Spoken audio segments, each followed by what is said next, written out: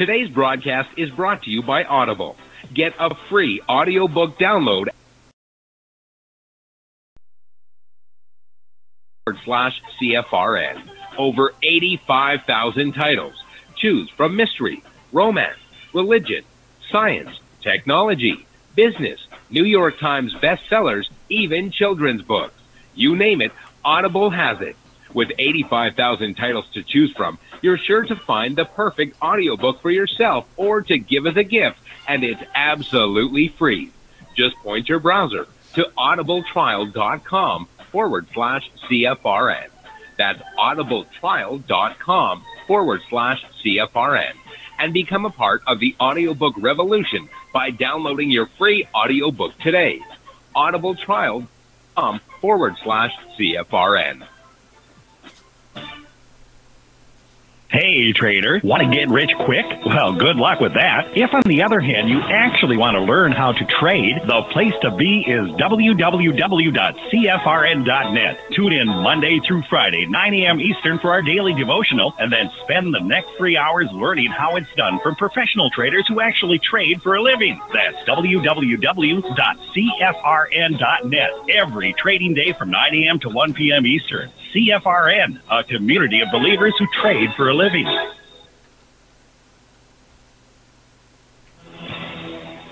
Good afternoon, traders, and welcome back to the CFRN Emini Futures Cast. This is the daily broadcast of Indeterminate Length, where we discuss all things Emini, along with some really big ideas on the finer points of trading gold, bonds, crude, sugar, the euro, and even T-bills. Joining us today from our studios in Boston, Mr. Michael Bork. From our trading desk in Chicago, Mr. Burton Schlichter. Now, to get things started, let's go to our host and founder in Studio A, overlooking South Mountain, America's largest city park. Here's Dwayne. Good afternoon, welcome back. Today is Wednesday, 6th day of December 2017. And yes, we did get the intro playing again. I know that always makes your day. Sure makes mine when it works. So, happy Wednesday, hump day, depending upon the time zone. If you're over the hump at that, in other words, the translation is if it's after 12 noon, wherever you might be right now, then your work week is officially half over, and you're on the downward slide into the weekend. So start making them plans, because everybody's working for the weekend. Glad to have you with us. If you are returning, of course, welcome back. And if you are here for the very first time, let me extend a very warm and special CFRN welcome to you. I do have charts up. I'm showing the S&P 500 Emini Futures right now. If you cannot see my chart, you got two options. Go to our homepage at cfrn.net.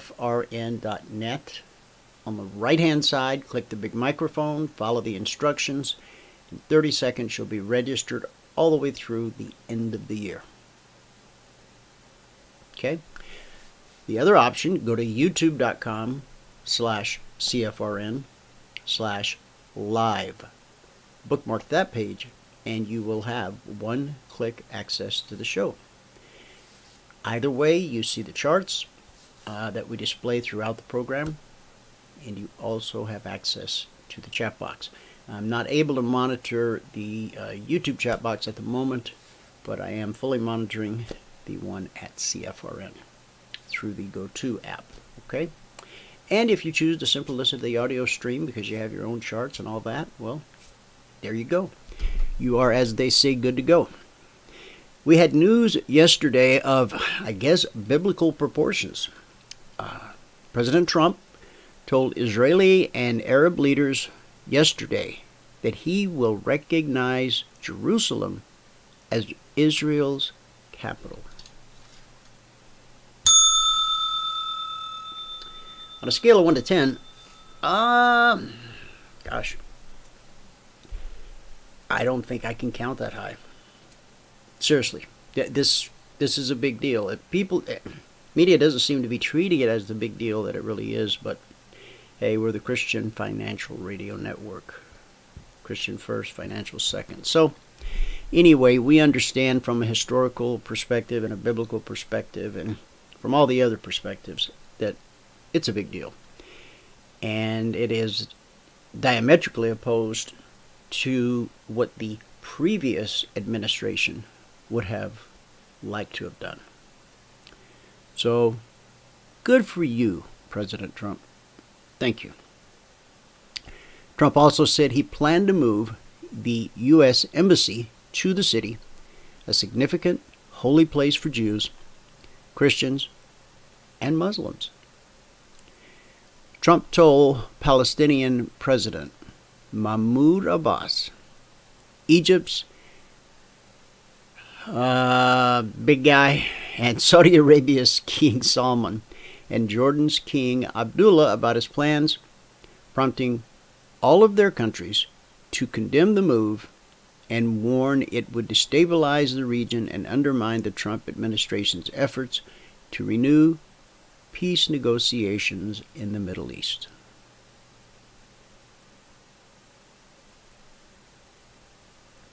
So, everybody's against it. Egypt says no. Saudi Arabia says no. And Jordan says no. If you move forward with this, you're going to destabilize the region and undermine the effort to renew peace negotiations in the Middle East. Well, as they say, it is written. It was written. So, here we go. Boy, this is a year for the record books. Let's take a look at the numbers for today. Around the world, we'll start in the U.S. We will start with the cash markets, okay? These are all cash markets. This is a show about all things E-mini and all things cryptocurrency, but just to mix things up, we start the show with the cash numbers. Those are the ones you see flashed on TV if you happen to be watching CNBC, etc., unless you're tuned in prior to the opening bell on Wall Street, and every now and then they throw out the futures numbers. All right, let's go. The Dow's currently down 7.5 points. NASDAQ is up 10. S&P 500 is basically at the flat line, and the Russell 2000 is down 4 points. That would be some pretty quiet trading. In the commodity basket, we had crude numbers today.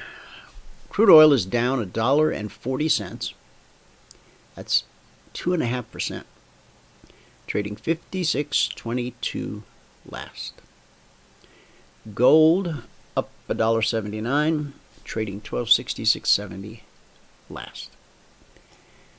Now let's go to the Asian markets. The Nikkei, whoa, down 445 points at the bell. That's 2%. Shanghai down 9.5 points, and the Hang Seng, ready for this, down 618 points. That's over 2%.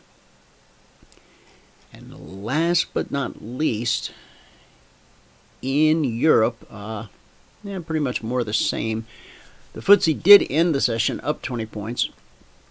The DAX, on the other hand, was down 49 points.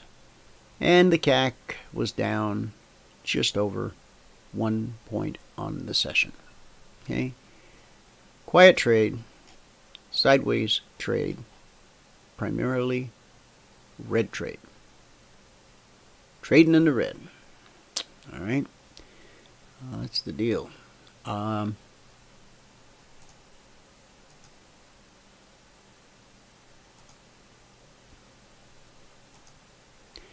I would like to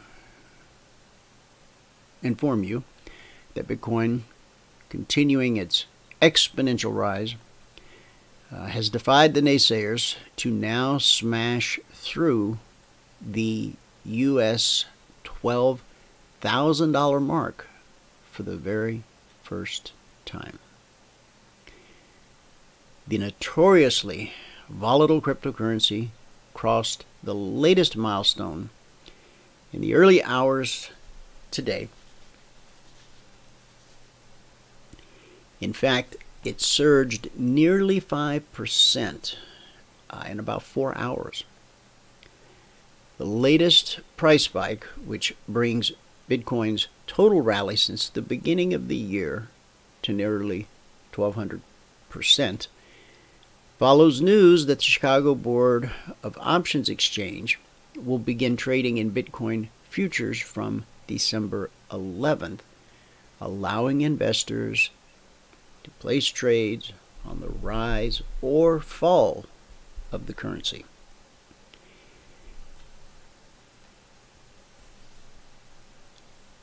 Naeem Aslam, who is ThinkMarket's chief analyst, issued a comment today. It appears that the momentum is unstoppable, and we do think that the U.S. $14,000 level could be reached before Bitcoin futures start trading at the CBOE. The latest update I have on the Chicago Mercantile Exchange is December 18th, I believe. It's 12th or the 18th. We'll pull it up later in the show. It's the 18th. It is the 18th, okay. Principally, investors are thoughtful that when institutional money, like hedge funds, will be involved, the chances are that the price could move higher. Large investment funds have not been able to take the piece of the pie yet, and this will be their opportunity to climb on board. Now, Mr. Aslam said that Bitcoin futures trading on the major stock exchanges within a regulatory framework would provide more assurance for everyday investors and provide a tailwind. Wind at your back. He warned also that it was important to remember there were some hedge funds waiting to short Bitcoin. Now, everyone who's a futures trader knows that you can go long or you can go short. There's no uptick rules. I mean, some futures traders only look for shorting opportunities. Okay, it's different than the equities market. So those guys are out there, the Ackmans of the world. All right, they are highly interested in this speculative market and cannot wait to take the froth off. Bitcoin's total market capitalization, which is the price multiplied by the number of coins in circulation, is now more than $208 billion. The complete market cap of all cryptocurrencies is now at more than $367 billion. As Bitcoin mania continues with seemingly no end in sight, debate rages as to whether it is the biggest bubble of all time or simply digital gold, assuming its rightful valuation. This week, the twin brothers who accused Mark Zuckerberg of stealing their idea for Facebook became the world's first Bitcoin billionaires. Cameron and Tyler Winklevoss used part of their $65 million settlement from Facebook, which they received back in 2009, to invest $11 million in Bitcoins, buying at that time 1% of the total circulation, of all the coins in circulation at the time. When they dropped 11 million, that bought them 1% of the entire market. Meanwhile, a UK man who accidentally threw away a computer containing 7,500 Bitcoin, worth about $90 million at the current price, is offering his local council 10% if they allow him to dig up a landfill to search for it. Now, that's quite an offer. There's 90 million on that computer. he's offering his city council 10%, $9 million, just to let him go in the landfill and dig around in hopes of finding it. Brother, you need anybody to help you dig? Got 2 shovels? On Tuesday, Brisbane jeweler Zenix Diamonds announced it would begin accepting Bitcoin as payment, joining the likes of Microsoft and Subway, just to name 2 here in the U.S., while a growing number of properties are being offered up for sale in exchange for the cryptocurrency. From real estate to a cup of coffee, it's all coming. All right, Michael's going to give us a recap of what happened in the live training room today. Keep in mind that we are committed to trading the full 2 hours because it is not only a training and trading environment, but, well, that's what I wanted to say, is that it is a training environment. So whether we're up or down, we want to take each trade that comes into view that meets the qualifications as outlined in our rules for the trade setup. See, we're never We all know that saving for retirement is important. We It can also be stressful. trading in a rules-based environment, which means we're never at a loss for, should I go long or should I go short? If you should be in a trade, once you've learned to read the chart and read the indicator set, you'll know not only which direction you should be trading, and you know exactly to the tick what point, what tick you're supposed to enter at. Brooklyn, Bangladesh, Bethlehem, it's all the same. If you're a CFRN partner and it's time to go long on the S&P, everybody's going long at the same price. Okay? All right. It takes the guesswork out. No more guesswork. Tired of guessing? Tired of hoping? Tired of wishing? Got to learn how to trade. Apply.cfrn.net. Apply.cfrn.net. Or just go to our homepage, cfrn.net. You can sign up right there. All right, Michael, take it away. Okay. All right. Here we go.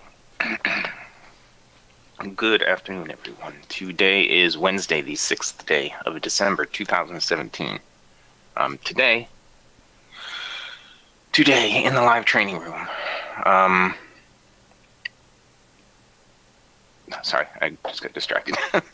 Before I get to that, let's say if you have not taken a free trial with us, go to the homepage here at cfrn.net.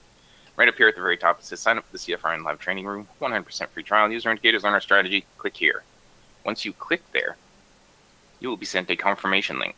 No, I'm sorry. Once you click there, you will be sent to this page where all we ask for is your email, your first name, and how you found us. You hit the submit button, and then you will be sent a confirmation link. You must click on that confirmation link. Okay, if you don't click the confirmation link, you will not get the free trial because we don't know you took the free trial until you click that link.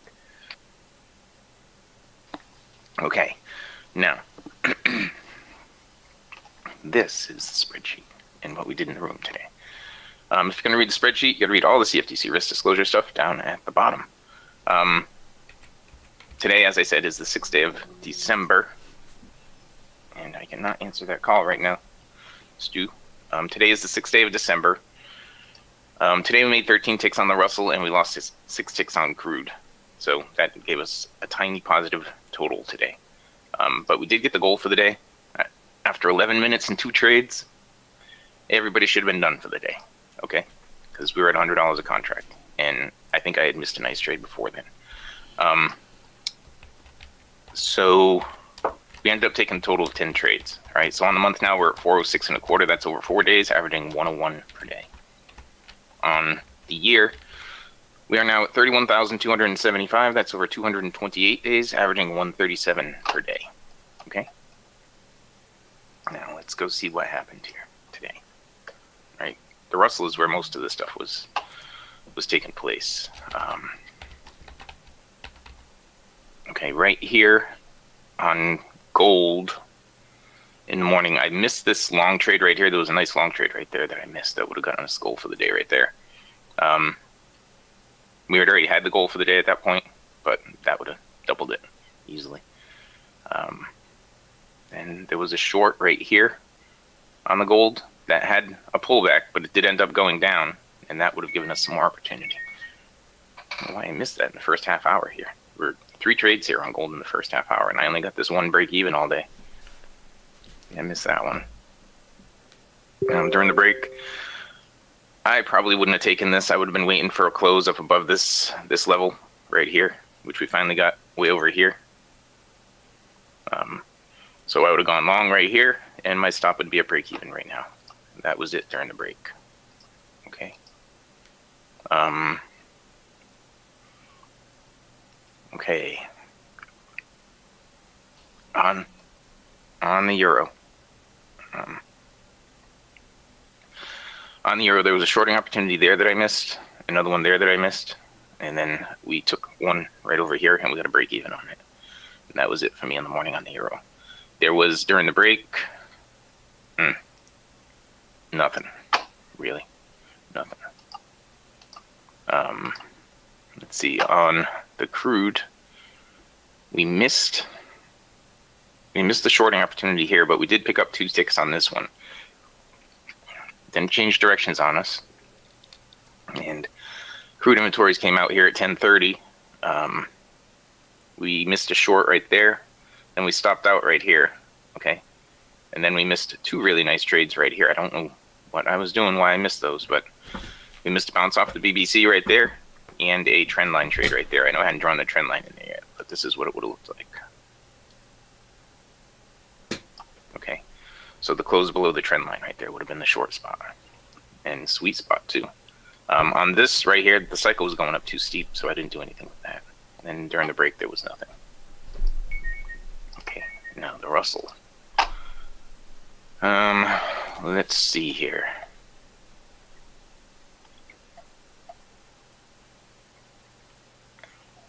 On the Russell, our first trade right here, we picked up 15 ticks. Okay, and the second one right here, we picked up 5 ticks. That was where we got the goal for the day. There were a couple in here that we missed. One there, one there, one there, one there, and one there. And we had a break even over here. We missed another one there, and a break even there. Then we stopped out here, which brought us down to 12 ticks, and we got a +1 right there. Brought us back to 13. Then I was just watching the slingshot down here and waiting for it to start trending again, but it didn't really. This was during the break. Okay, all this movement was during the break, and I probably wouldn't have done anything until over here.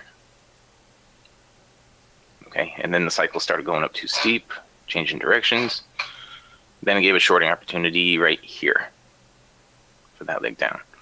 Now, you got to keep in mind that it was pushing in the new low of the day here while it was going down right here, so it might not have had anything right there.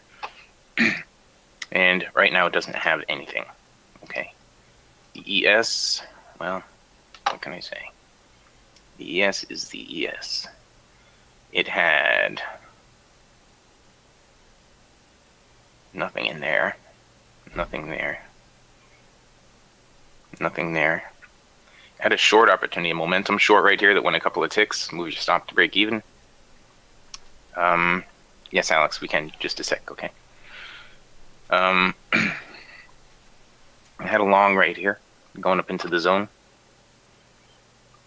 And a short right here for that leg down. Okay. Alex wanted to look at the 6E at 3 a.m.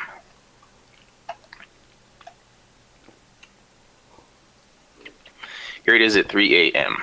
The 6E at 3 a.m. Didn't really have anything good right in there till it got over here. This is a bounce off the BBC right here for that leg down. Another bounce here would have been a break even. Okay. Not too spectacular today. All right.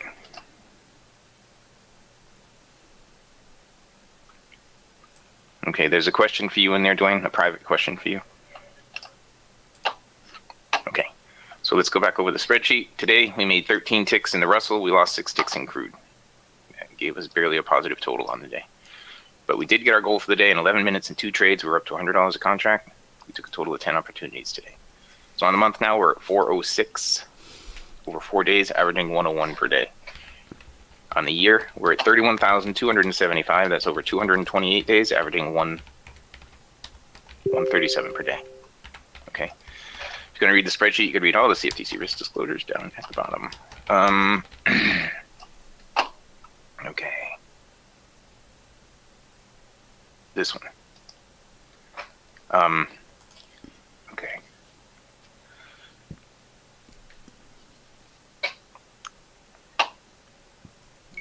If you have not taken a free trial with us, go to the home page here at CFRN.net, and right up here at the top it says sign up with the CFRN live training room, 100% free trial, user indicators, learn our strategy. Click here. When you click there, you'll be brought to this page where all we ask for is your email, your first name, and how you found us. Okay, just type in all that information, hit the submit button, and then you'll be sent a confirmation link. You must click on the confirmation link. Okay, if you don't click that link, well, we don't know you took the trial. Okay.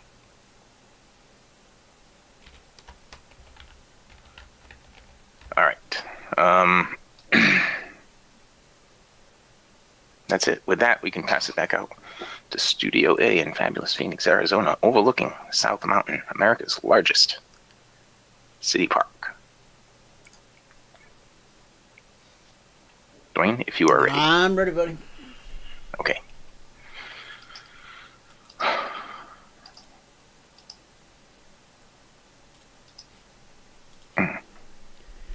Okay, a little of that. A little of that. And there you go. there you go. Okay, Stu, who tried to call you, sent an email. Yes. Will you respond to him? I will. I will respond to Stu. Okay, thank you so much. Did he send it? No, okay, he sent it. He did. And Amos. hang on 1 second.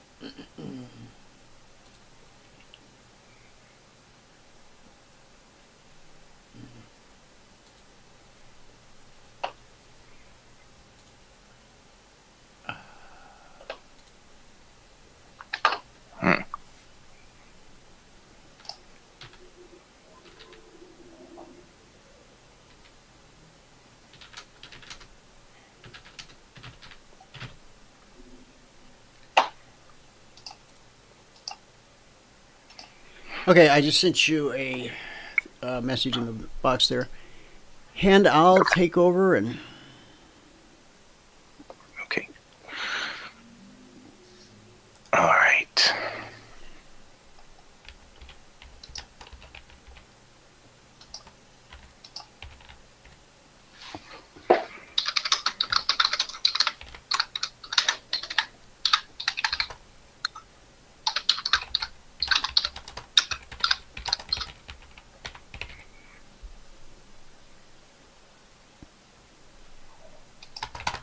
Sorry, I'm having answers. So that...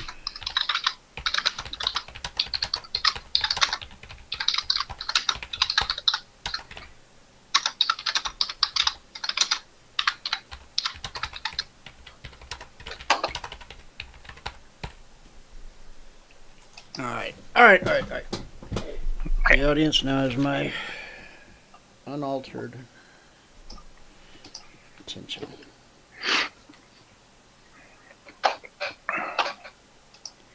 Okay. Recap of the recap, Mike. Today it took 2 trades and 11 minutes to get to the goal for the day. 2 trades and 11 minutes. 2 trades, 11 minutes. Okay, guys. Yes. Now that's like a dream day. Reach your daily goal, whether you're a 1 contract trader or a 10 contract trader. Okay. If you're a 1 contract trader, the way we teach, you know, at $100, you're done.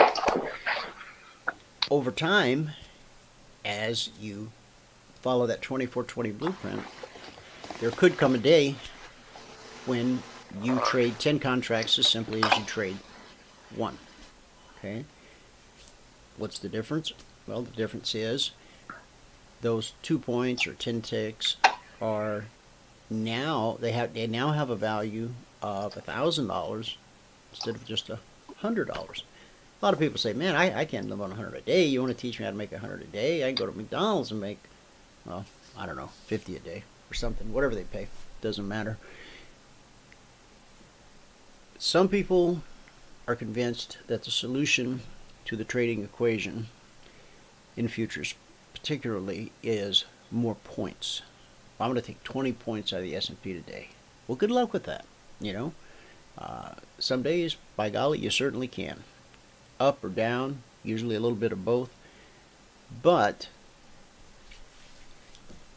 there is rarely ever a day, I can't recall one, where there wasn't an opportunity to take a couple points out of the S&P, or 10 ticks out of gold or crude, and I'm talking gross for the day, in 10 trades or less. So, I mean, you can swing for the fences, and sometimes you'll connect, and sometimes it'll go sailing over that back fence, but you can almost always get to first base. Now, you don't just do that falling out of bed.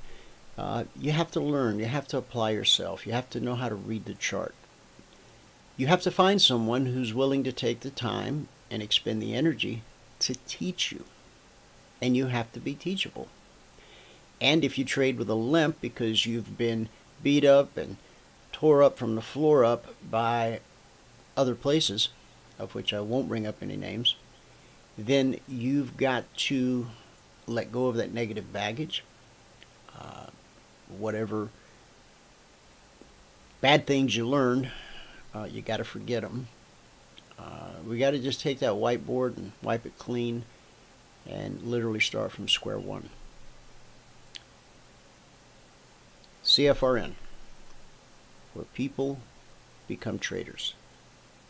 I know Michael gave it to you, and I gave it to you, but I'm going to give it to you again. Apply.cfrn.net. That's the trial in our live training room. You see the charts. You are able to use our indicators. You're able to ask all the questions you would like for an entire week, 5 days. The end of the 5 days, if you have done your part, okay, and I don't mean just sit and watch Michael, but if you have become involved, in other words, you're running the simulator, and by day 2, you're putting on trades in the simulator as you learn our methodology and how to read the chart and how to read the indicators and what they're telling you. I mean, if you've rolled up your sleeves and gotten your hands dirty, at the end of that trial, you'll be able to make a intelligent, well-informed decision as to whether or not this is exactly what you've been looking for, or it isn't. Okay. If you want to learn how to trade, just, you know, put money in the account and start clicking the mouse. The only thing that will ever do is just empty out your account. Then you refill it and repeat. So there is no one magic indicator or oscillator or guru or crystal ball out there that's going to do the job for you.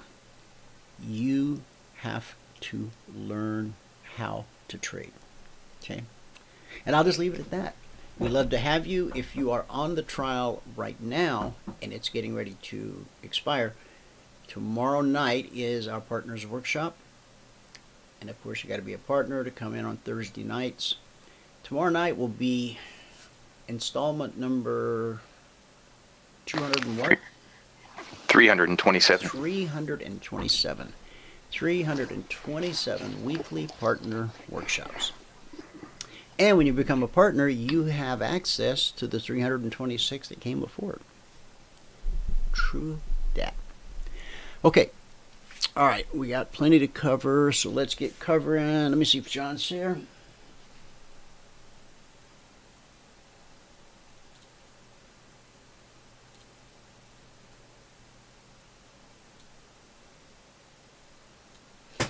No, not yet, but we'll keep an eye out for him. Okay. Yeah, much to talk about, and we certainly won't be able to. Oh, this headline's unbelievable. Back to what we were talking about earlier. Trump's big Israel move could shake up the Middle East, Some consider it a declaration of war. A declaration of war. I told you it was big. This is the first headline I've seen today that really kind of supported that.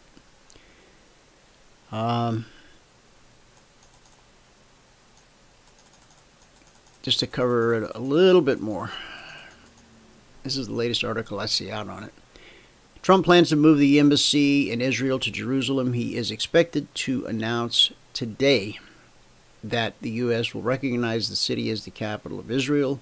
Multiple news outlets have quoted senior administration officials as saying that. I thought he made that statement yesterday. Trump informed the Palestinian Authority's president, top of the food chain, Mahmoud Abbas.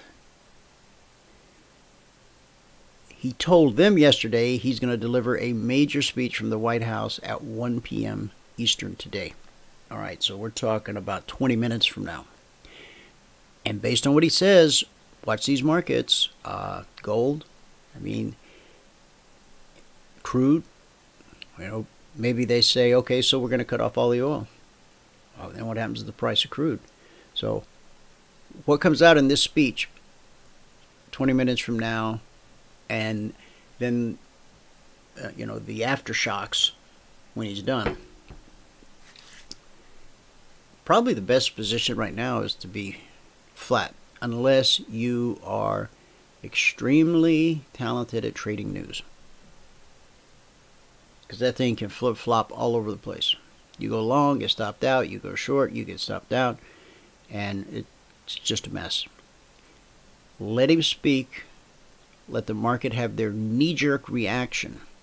And then, based on that knee-jerk reaction, as the markets begin to settle down, you actually have something to work with. Okay? All right. Leaders and diplomats across the Middle East have predicted that such a move might scuttle peace negotiations. That's like an oxymoron. Anytime you talk about the Middle East and peace. There never has been, and as it is written, there never will be. So, until, the story's over. It will embolden extremists and even spark a new conflict in the region. Head of the Palestinian Authority, Abbas, said relocating the embassy would bring dangerous consequences. And one of his aides said recognizing Jerusalem as Israel's capital would lead the Palestinian Authority to cut off ties with the U.S. President Abbas warned of the dangerous consequences such a decision would have to the peace process and to the peace, security, and stability of the region of the world. Another senior Palestinian official made grim predictions about the future of Israeli-Palestinian negotiations if Trump were to make good on his promise. The mother of all the deals dies here on the rocks in Jerusalem if he says tomorrow that he recognizes a united Jerusalem as the capital of Israel. Palestinians' chief representative to the UK also said that Trump's announcement would be a kiss of death to the two-state solution.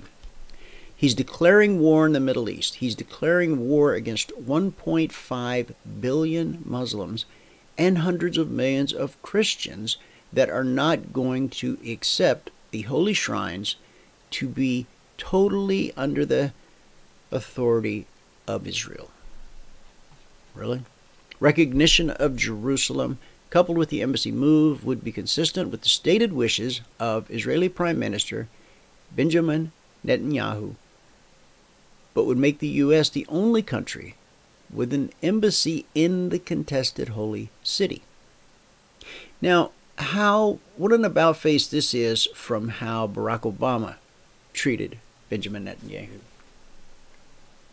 Yahoo. Moving the embassy is going to elicit strong feelings among Muslims and Arabs, many of whom see it as an unwelcome intrusion into matters they feel must be decided through negotiations and not unilaterally by the U.S. Jordan's foreign minister said an American recognition would trigger anger across Arab and Muslim world, fuel tension, and jeopardize peace efforts. This should have been done so long ago. On Monday, Turkey's deputy prime minister made a grim prediction regarding the move, saying it would be a major, doom and gloom.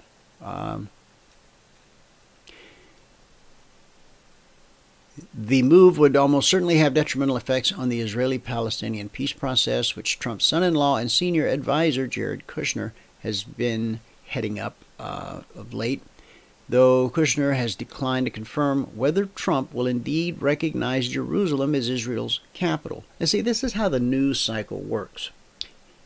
Last night they were saying it's a done deal. Now, today they're questioning if he's even going to say it. Doing so could lead to a complete destruction of the peace process and would make the U.S. unfit to be an honest broker.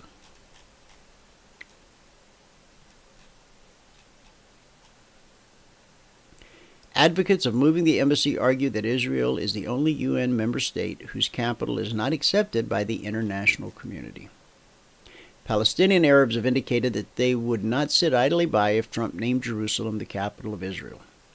Hamas, the Gaza-based terrorist group,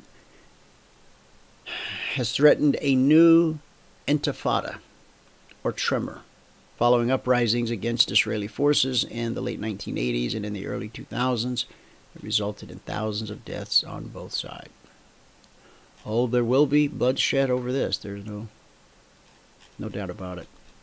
All right, let's move on. You and I aren't going to solve this problem today. But I want everybody to be aware of it, and I want you to be in prayer for the people of Israel, the children of Israel, the tribes. I'm sure there's probably many of you in the audience who have sent money to send some Israelis back to the homeland because they have such compelling commercials. Unequivocally, let me just go on the record as saying, you know how sometimes they say, the statements you hear may not necessarily be policy with management, blah, blah. You know what I'm talking about. Well, let me just say that from the top to the bottom, inside and out, we celebrate and salute President Trump for this move by actually being a man of action who not only is willing to put his foot down, but for the right reasons.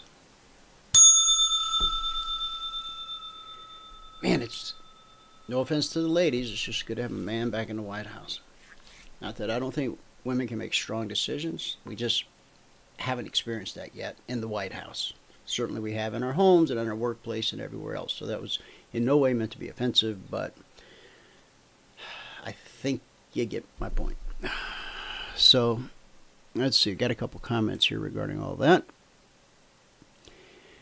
Neil says the Israel embassy move has been talked about since Joe Ford was president. No other president since Ford has been able to get it done. Yeah. Amen. Mike says he'll do it. And Neil says, what peace process are they talking about? Current location of the embassy has not brought peace to the Middle East in all these years. Right. Well said, Neil. They're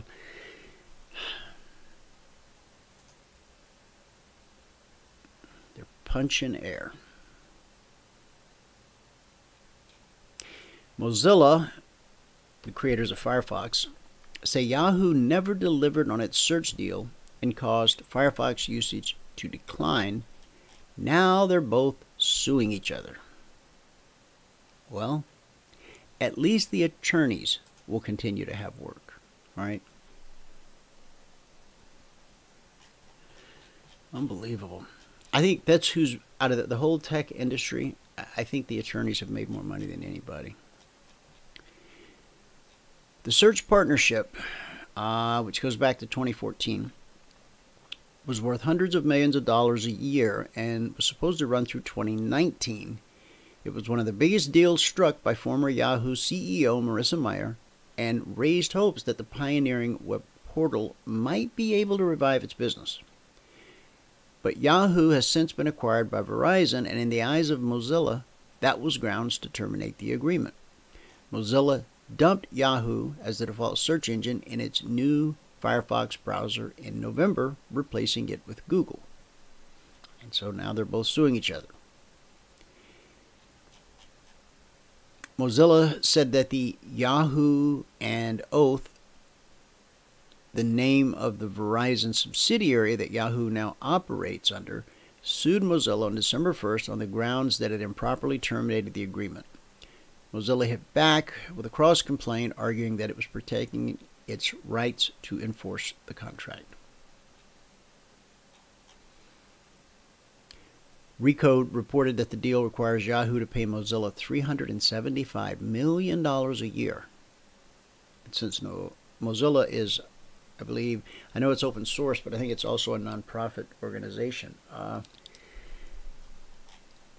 That's a lot of do-re-mi. A very long story behind it all. We won't delve into each and every bit.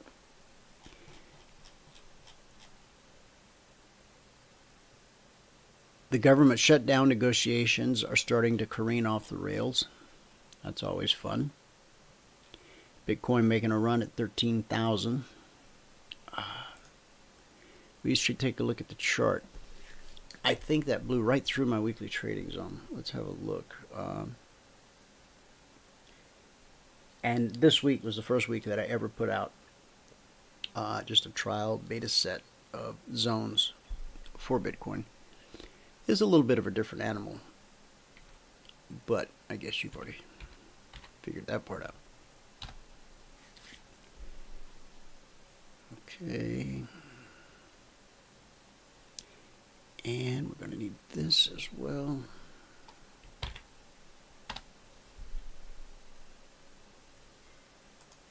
There we go.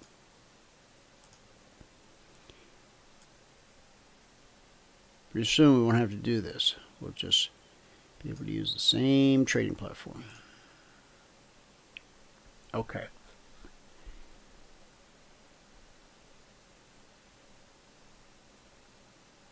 $12,866.91.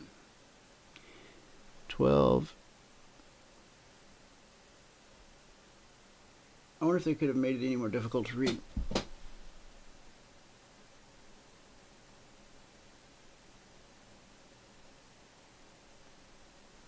I don't think they could.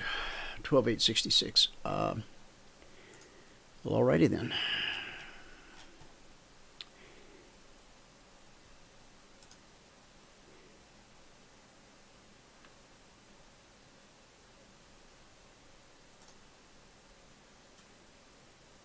$866. So we've passed through 970, 975. And this is what we're gunning for now. Let me put this on hourly.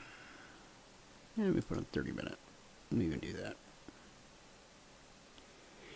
Okay, so again, the zone was on this baby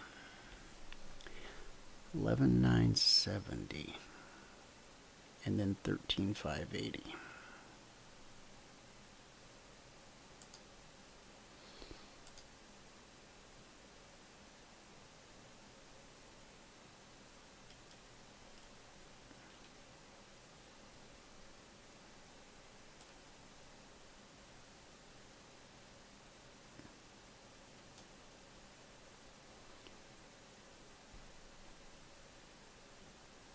$11,980.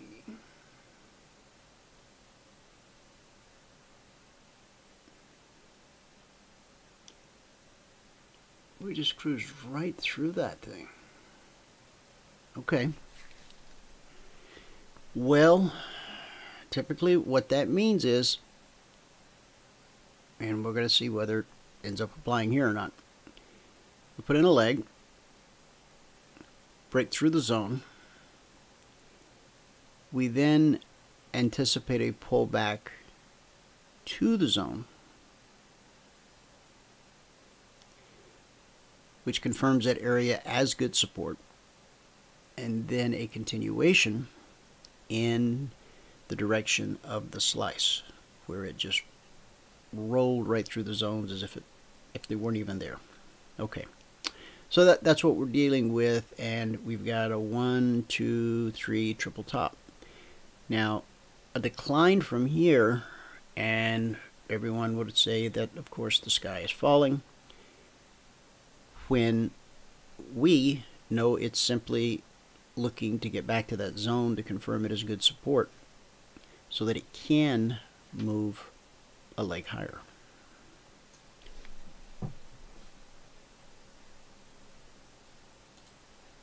Hey John, welcome to the show. I just saw you there.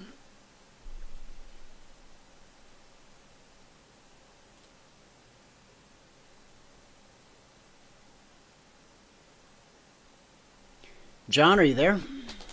I thought I saw you. I don't know. Hey, there you are. Hey, John. Are you warming up? I can hear you now. Yeah. Not really that cold, is it? Okay. And I'll hit mute and jingle your phone so that you get it.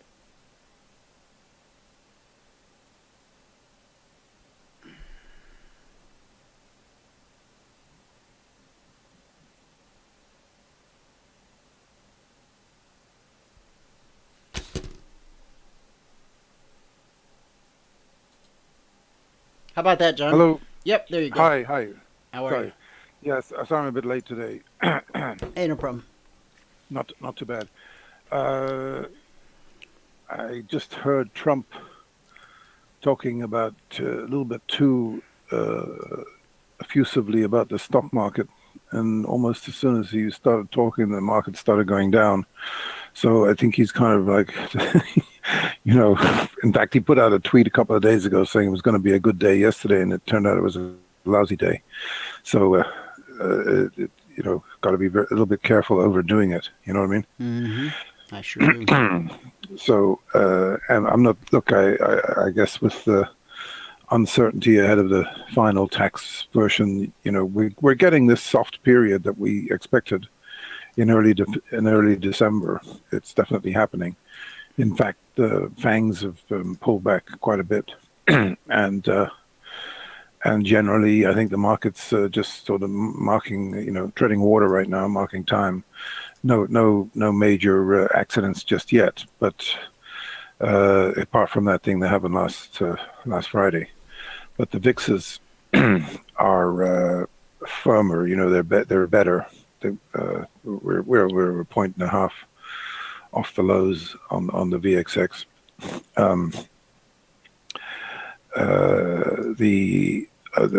You know, this, I mean, it's absolutely incredible considering the success of this tax deal so far.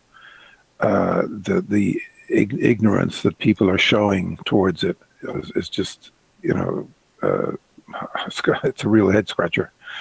You know, as I think we already talked about, the tax cut has already, it virtually pays for itself already. And as Trump did point out today, every % of GDP is worth $2.5 trillion. That's an incredible amount of money.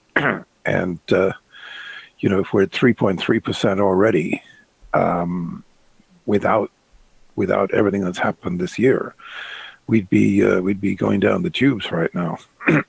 So, instead it's the opposite. It's it's certainly the biggest financial, you know, gain by far in history. Never been anything like it, and not just in the U.S. but globally because of the follow-on effect. And it does appear there was a thing came out a few days ago saying that we could actually hit 3.9% in the fourth quarter. So our 1, 2, 3, 4% growth for each quarter has actually been exceeded, which is pretty amazing. And what people don't realize is, the Reagan tax cuts basically set the stage, for the 90s. It set the stage for the 90s. And, the back-to-back 9-year bull markets, you got the 80s bull. And remember, that was a 387% bull market. And that was followed by another almost identical bull market in the 90s. So to say that, the conditions that are being put in place right now are likely to power growth at this, possibly not just at the same rate of the last eight years, but maybe even a higher rate, is really, really something. And that is what happened after the Reagan tax cuts. And I mean, this, when people say this is going to affect us for years and decades, they're right. and this is absolutely a disgrace that these Democrats are going out there and bad mouthing this thing and saying it's a disaster and kill the bill and all this thing. It is so anti-American. It is so puerile and pathetic. Frankly, it's a disgrace. It's an absolute disgrace. Because the real core of this tax cut, it's not so much the personal gains, it's the corporate. The corporate is the key, and getting corporate taxes down is a big deal. We lost 70,000 corporations because they went to greener pastures. And as you said in the beginning, the original plan is to make the U.S. To make it the most preferred destination, advanced country destination in the world to have a business, to start a business, or to increase your business. And look, competition is rife. The other day, the Brits came out. I think it's the greatest idea I've ever heard, because I'm not actually, I'm not a Brexit. I think that leaving the European community is kind of a bad idea. But if the alternate is to turn the UK into a sort of a tax haven, industrialized country tax haven like Singapore, I might be all for it, especially if we can have reciprocal rights with Europeans, so that you get the best of all worlds. You get the ability to, live and work anywhere in Europe as a Brit, or vice versa. Mm-hmm. But you get the added benefit. I mean, can you imagine? That's a very clever idea, because, it would suck all the money out of Europe into the UK, because people would be trying to do business in the UK or host their business in the UK for the benefits.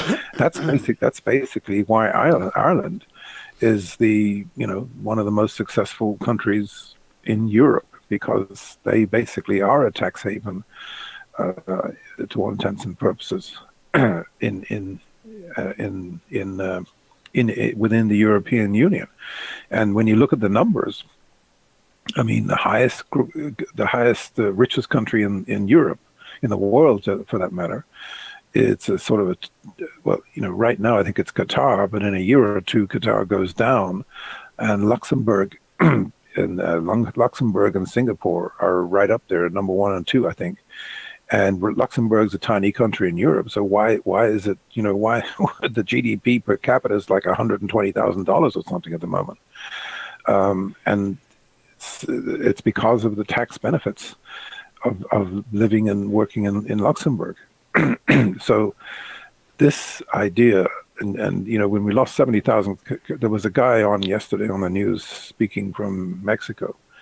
And this was coming out of a drug conference, but he was talking about Singapore, and I think it was on Full Measure. They were interviewing people in Singapore about China and China's dominance, and that the U.S. doesn't have enough exposure in Asia. I mean, I don't know how many U.S. corporations are in China. There's obviously a lot. Yeah, there's 3,700 in Singapore. There's 21,000 U.S. corporations in Mexico. That's a stunning number. 21,000. Can you imagine? There's 21,000 U.S. corporations. Okay, and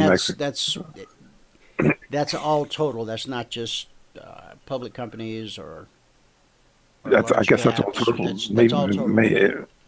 Yeah, I got you. it's huge. It's massive. So, getting those countries. I mean, look, I think the Mexico thing is a little bit more than just moving to Mexico, because being in Mexico, you've still got a market of 110 million people, and then you've got access to Latin America, which is 300 million plus altogether. The whole of Latin America is I don't know. It's about three. I think Latin America and Canada brings it up to almost 400 million people. It's a huge market. So there's a lot of reason to be in Mexico for the ancillary benefits of the Latin market, and the ease of trade within those markets, which is becoming more and more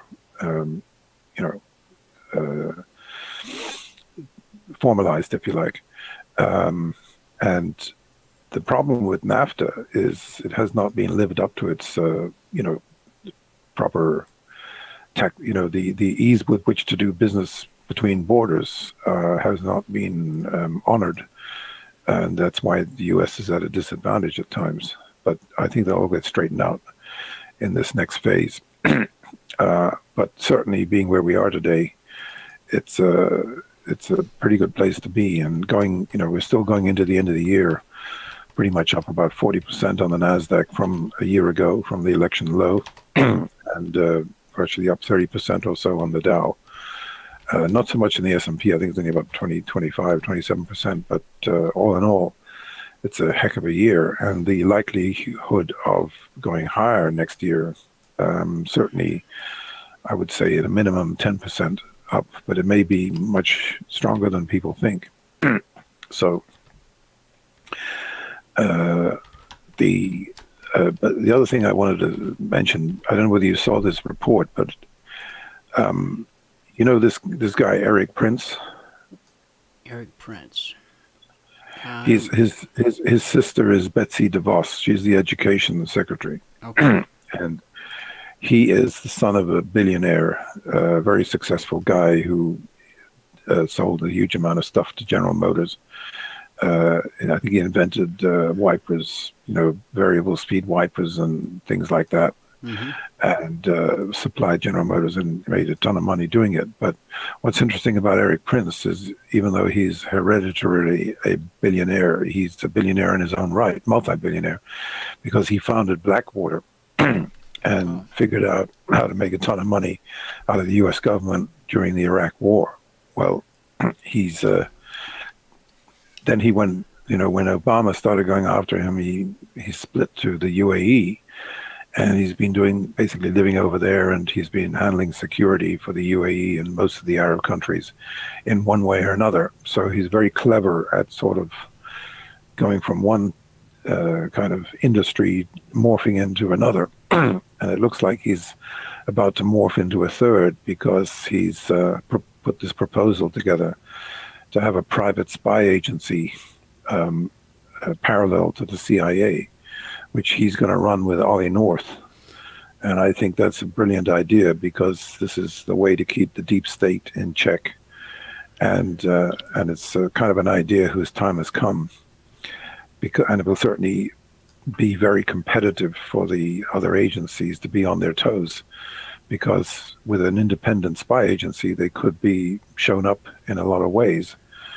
But given what we were talking about yesterday, which is my view that we should long ago have a 1 million-man CIA and special forces, I think this is a sort of a step in that direction, where you have an agency, or not an agency, as private sector, if you like, that gets a better bang for their buck, but than is currently gotten from probably an over bloated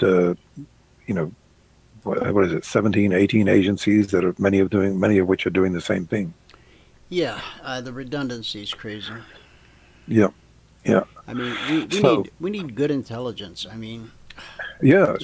And I think it's a brilliant idea, because look, it makes, there's nothing like competition. If the CIA thinks it can sit back all day and let the info come in, that hasn't worked in the past. Not all the time, but they've been they've been shown up.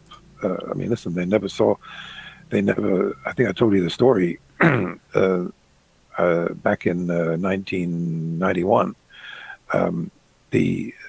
The oil at the beginning of 1991 was about $9 a barrel, right? Mm-hmm. And then from January, February, March, April, May, all of a sudden the oil was going up about $1 a month, right? So it went 10, 11, 12, 13, 14, 15, 16. And I remember a fellow came from Houston, meeting with him, and we were talking about the oil, and I said, something bad's going to go down this year because, the oil has been going up on no news, and it's going up really strongly. And next thing you know, Kuwait gets invaded by Iraq, and it turned out that Saddam was a lot smarter than people gave him credit for, because he was actually buying all the oil. He was buying the oil futures through shell companies on the market, with the intent of making a killing out of the Gulf War. And when the oil shot up to $60-$70 at the start of the Gulf War, he cashed out and made a huge amount of money. So and yet the CIA never, they missed it. They were totally blindsided, caught flat-footed. Everybody, the whole intelligence agency never saw this thing coming, which is just amazing. It's just incredible, that they missed it. That is, no doubt. Yeah. So today, what's your take on the speech that Trump's making right now? Well, he's recognizing Jerusalem as Israel's capital. I mean, the previous administration was headed in the opposite direction. Well, apparently at the beginning there is a clip of Obama saying he was going to do the same thing, but he never did it. Yeah. Went the other way. But well, his heart wasn't in it. Yeah, the fact that Trump's actually doing it, I think, says a lot. And secondly, they're calling it a declaration of war in the headlines.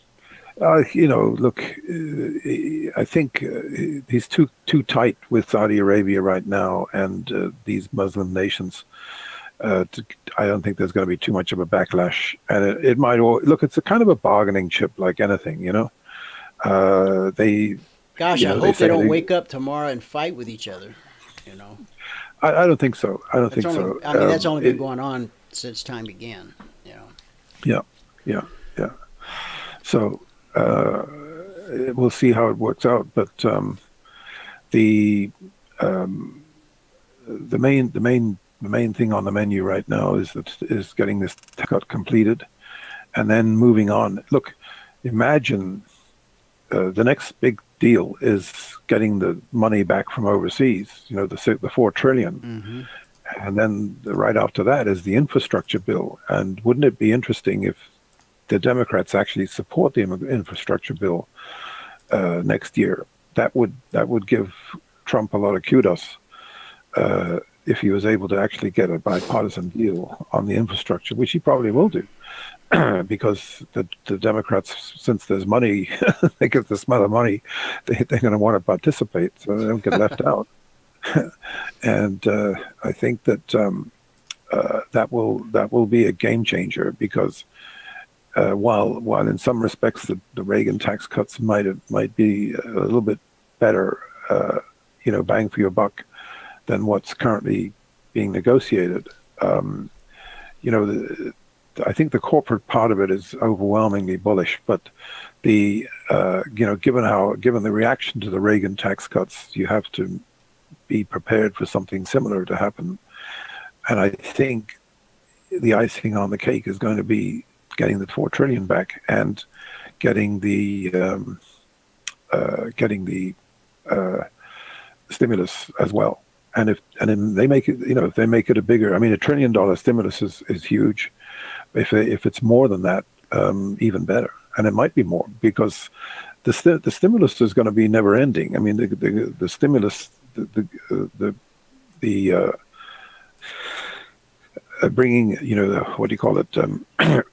Repairing and renewing all the infrastructure in the U.S. is not just a $1 trillion deal; it's a $10 trillion deal, and it's overdue in all over the map. You know, from the grid to rails to in neighborhoods. How long has it been since they put in the interstate highway system in America?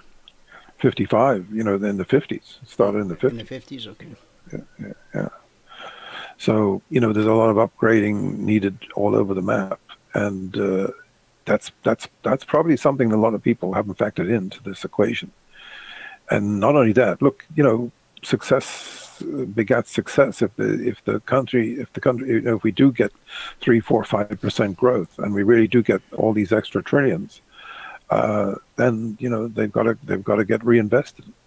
So I think it's a very benevolent you know, time. And you know, look, there's a couple of books just come out about Trump, and as I've said all along, this guy's a stickler for you know, detail, and he doesn't like things going wrong. And all this nonsense about chaos in the White House, I mean, nothing could be further from the truth, because this guy is really, you know, he ran a flawless campaign, you know, in terms of you know, arriving on time, parking the jet, and getting the crowds. I mean, it was an amazing, never been anything like it. And he demands, like any businessman, he demands a very high performance from his employees. That's what people don't get about this guy. You know, he's a hard driving businessman, and he's very cognizant of the bottom line all the time. And I think that's starting to show through more and more. He demands, you know, look how many people have been fired. I mean, it's actually quite a surprise, because initially I didn't think Trump would fire too many people, because he does tend to have a loyalty to his employees. He doesn't like firing people. But if they're not performing, they're going to be on the way out. And actually, there's some sort of I meant to send you this. There's an article about, I don't know whether it's fake news or real, but there's something saying that McMaster was behind the surveillance of Trump. Sounds like a bit of a long shot, but if that's true, I don't think he's going to be around much longer either. Yeah. If that's proven out. But they're obviously getting to the bottom of all this stuff, and you know, Trump doesn't. I mean, look, he may be a loose cannon in a lot of times, but most of the time when he says something, it sooner or later it ends up being true. You know, comes out to be true. The markets, we did talk about the orange juice yesterday, and it did go up to 162, but fortunately we put a stop in just under, I think around 161 something, and it's down to 157 today. So, you know, it's just like the lumber. You know, you can be seduced into believing the lumber is going to go up forever, and it got to 460 and pretty much turned around and went limit down yesterday, and it went lower today, but it's actually rallying a bit now. So, you know, the importance of putting stops in can't be underestimated. Same with the gold. We did get a bit of a run up overnight. The dust, we actually put a buy stop back in on the dusts yesterday or overnight, and got back long the dust this morning. The dust itself is around 30.20 at the moment, and the J dust is at 70. It's been as high as 74.65 or so. So, but I think the gold has not given up too much. Actually, it's kind of unchanged today after being higher overnight. So the gold may not be that far away from a turn here if it can hold like we were talking about yesterday. I mean, it doesn't look very good, and the platinum has just gone totally through that 917, and is just about to make new lows, which is really, really bad actually. Unless it makes some sort of a big double bottom here in the next few days, that could be the case. And again, we talked about it yesterday, that if the grains slumped again, it would be wouldn't be good. And there, you know, we've twice now we've been rejected from about the 10-15 area. And wheat is heading for new lows again. So the grain sector doesn't look all that exciting. And we'll have to find out what's going to happen in the next few days when they release this crop report as to whether that turns things around. You're talking about the WASD that comes out on the 12th, right? Yeah, I'm not sure if it's. Remember the last time it came out on the 9th, so we have to be ready for it in the next. Because of a holiday or something? That might have been, but they shoot for the 12th when it falls on a weekday. Yeah, so. The other thing is the oil. Actually, we shorted the. And look, we don't get it right all the time. I think, just like sometimes happens with you on your overnight stuff, you know, I think we had some buy stops above the market. I always have a rule that, you know, to sell new lows anyway, and I had a contingency plan to deal with that. But nonetheless, we got nipped into the gasoline, I think, but we were. The stop that we had was above the heating oil and above the crude, and we ended up gaining on the fall of those two versus some of the gasoline before we got clipped in on the sell side. So just the same as you have your buy stops and your sell stops, you know, if it goes one way and then goes the other way, you're covered. We kind of work on the same rule. So we did sell all the oil stocks on the last rally, and they're down pretty hard today. So all in all, you know, you can never tell. I mean, you know, that you would think that with the oil cuts and everything just being agreed upon, the oil price would be higher, but it's actually come back quite a bit, which means it's probably going to be a good buying opportunity for another rally from somewhere down in this area, or maybe lower. Our alert last night on crude was to consider selling 57.20 if you got the opportunity. That's a great point to sell. Wow. And so we just hit 56.20. And so if someone rode that thing all the way down, which, you know, with inventory numbers coming out today, it can be a bit of a risky proposition to do that. Yeah. But the bottom line is that from the alert price to the low of the day so far, there was $1,000 per contract available. Yep. No, that's a great trade. But nobody gets out at the, you know, low to the tick or the high to the tick. We certainly don't, because we trail a stop. And when we trail a stop, we'll always pull something on the table. Yep. The VIX is a very tricky trade right now because what's positive about it is it's been consolidating here at a sort of a higher level, but you've got that big spike.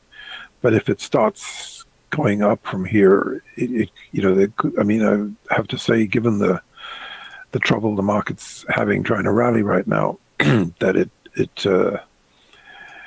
doesn't look very good for the market. But I've noticed before we've had this happen a few times where the market has been just going sideways and hasn't been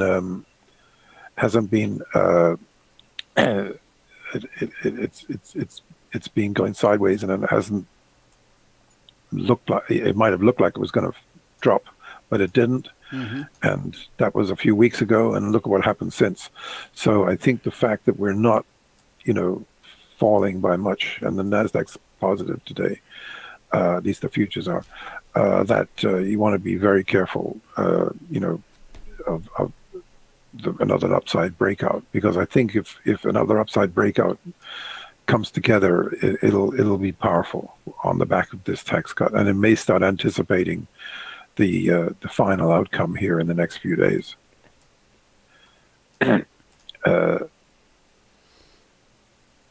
And also if the VIXs break down below, if the VIX sort of starts breaking down below 32 again, heading back down towards the lows, that could be very bullish for the markets as well. So, and another thing is the XIV is, you know, remember NVIDIA, first time it went through 100, went up to 120, came down to about 100, ran back up to 120, and then came back again. We've had the second fall, and guess what? It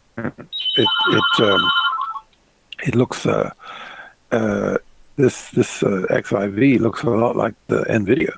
So if that's the case, and we start breaking, if the XIV breaks out above 120, you better be long the market, because this thing could go a long way higher. You know, and we're 150, we're at 115 right now. So I would say that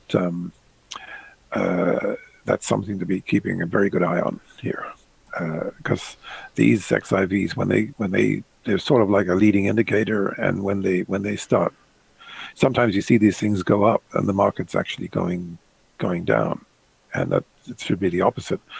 And when you see that, you usually means there's another rally on the way. There's another rally coming. So you heard about this? Yeah, I'm looking here at soybeans. Soybeans sold off pretty good. You brought that up earlier. Our email last night said to consider selling 10.05, and we got down to 9.95. So that's a pretty good move for soybeans. I mean, we moved a dime, 10.05 to 9.95. Yeah, no, it's a big deal, and it's actually, the beans have been a pretty good trading market. They've been a little bit hard to pinpoint, but it's going to be interesting to see if we hold in here around the 1,000 level ahead of this report, because I think if we do, and then it starts going back up again, that could be really bullish if that happens.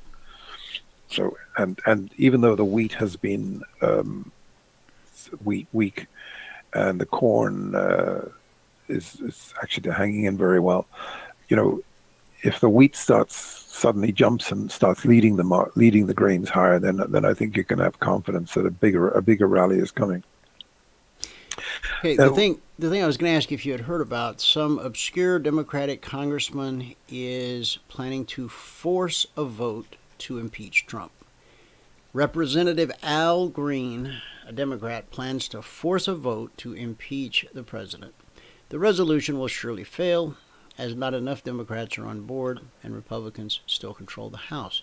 I mean, this guy has done, since he was sworn into office, actually since the night of his election, everything in almost every area of our country and in our life in general, it's better today than it was, a year ago for most people. I've got a better one. I've got a better one than that. They used to say, "Are you better off than you were 4 years ago?" Mm-hmm. You don't have, Trump has done in 1 year what most presidents do in 4 or 8. So I think the answer is almost everybody's better off than they were a year ago, and that's a pretty big deal. Yeah, I mean, it doesn't take a rocket scientist, but this guy, I don't know how he ever even got elected. Green sent a letter to colleagues outlining the impeachment charges. He claims that Trump has been harmful to the U.S., citing various comments the president has made, such as referring to white nationalist protesters as very fine people and describing Representative Frederica Wilson as wacky on multiple occasions. Well, I don't know the lady, but it's possible she is wacky. All right, let's impeach the president because he calls some lady wacky, and that very fine people thing, that's just completely out of context. In addition, Green considers certain executive actions by Trump to be inciting hatred and hostility, such as his ban on transgender Americans serving in the armed forces. Green has been threatening impeachment for months, regularly taking to the House floor to say that Trump is unfit to serve, and his reasons for impeachment change on a regular basis. In May, he suggested that Trump be impeached for firing FBI Director James Comey, which Green said was an obstruction of justice. In October, his idea was to impeach the president, and then he just quickly withdrew it without a vote. But in the end, his plan will go nowhere. Perhaps he's trying to get noticed to make a name for himself. Who is this guy? Who's this guy who's doing He this? is Al Green. Oh yeah, I know Representative that. Yeah, Al yeah. Green. Yeah. So So he's had a lot of death threats as well. So it's House Minority Leader Nancy Pelosi said on CNN's State of the Union last month, it's not someplace that I think we should go. I believe that whatever we do, we have a responsibility to first and foremost to unify the nation. You know, coming from her, I mean, that's not bad. yeah, no, it's good. And look, this obstruction of justice thing is a lot of nonsense because look, Alan Dershowitz is he's probably the best lawyer in the country by far, and he's come out very strongly in the last few days. In fact, you can Google it. He was both on CNN and on Fox, explaining that it's almost impossible. The definition of an impeachable offense has to involve bribery and fund. And Nixon did do that stuff. He had a slush fund and payoffs and this sort of thing. So all this stuff is just a lot of wordage. And Trump, I said a long time ago, right at the beginning, I said Trump he's done more deals than almost anybody in history in his and he's got very smart lawyers surrounding him all the time. Not everybody's capable of making mistakes, including his lawyers, but he's pretty well protected against doing something really dumb. And he's a pretty smart guy, and he's unlikely to do anything. He's made a few mistakes here and there. Not hiring Giuliani to be the Attorney General probably, it would have avoided all this stuff about Moore, and all this would have never happened. And he has shot himself in the foot a couple of times along the way. It's sort of sad to see every time he gets something good done, like the popularity goes up on the Rasmussen to maybe 45%, and then something comes out that drags the polls down again. So and the number of times that this has happened over the whole year. In other words, he actually ran up to 50% once, and all this stuff came back and pulled them down again. So it's really, I think, the best way you can look at it is the chart is. I think the polls are basing out in the low 40s right now, low to mid 40s. Mm-hmm. And one of these days they might actually break out to the upside and start heading back up to 50. I think if he gets above 50, that's a really big deal, because as soon when he gets to less than 50% of the country disapprove of him, that will be a big accomplishment for him to be in that spot. And he's not that far away from that happening, actually. And I think all the ignoramuses out there who don't understand what Trump has achieved through the market and through the the real poll, which is the Dow Jones, are just they have no comprehension whatsoever as to what has been accomplished under the Trump administration in his first year. It's nothing short of staggering. And look, we don't want to. It's just that a lot of people are not market sensitive like you and I are. We know we're kind of sensitive to every tick going on. And further to what I was just saying a few minutes ago, look at the way the VIXs are coming off right now, and the market's starting to recover here. This is and the XIVs are actually rallying here. So we kind of saw it coming, and but the average, even most of the politicians, they have not grasped what is going on with the Dow Jones and the markets in general, and the staggering success that has been accomplished over the last year. It's absolutely stunning. There's no other word to describe it. It's mind-blowing, mind-boggling. The wealth that's being created, and you're seeing it in the markets. I mean, there's a new little stock today called VTGN. It's up 136%, and it's got $61 million in money volume, monetary volume today. What's the symbol? VTGN. And somebody yesterday, or I think actually a couple of people said, how come he doesn't tell us about these companies before they go up? And I said, well, based on our relationship from a long time ago and how I know he looks at the markets is at the open, he looks for, companies that are doing exactly what this company did today. And it's not something that you can, forecast in the future. This is an unknown company. You probably never looked at it before. You just saw there was a tremendous amount of interest in it. And so you jumped on it, and then you'll jump off whenever you feel like it's running out of steam. So did I explain that properly? Look, we called digital. Yeah, absolutely. We called Mara at about $1.50, and it went to 10. We sold it at 9. We called DPW at about the same price, and right now it's at a new high today at $5. Yeah, what I was trying to explain is that those types of calls are not based upon due diligence and studying their balance sheet and their industry. It is simply years ago we called it MODAR, momentum radar. Right.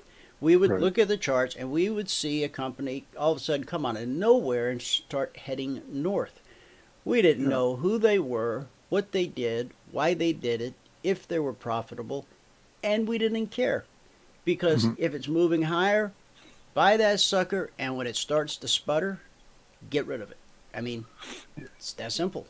Anyway, it takes a trained eye to see something that, to catch these moves, but again, this is not based upon a technical indicator. It's not based upon their balance sheet or their earnings report. It's based on the fact that a stock that maybe trades on average 50,000 shares a day opened with 250,000 shares already traded, and it's up 10 cents, 50 cents, a dollar.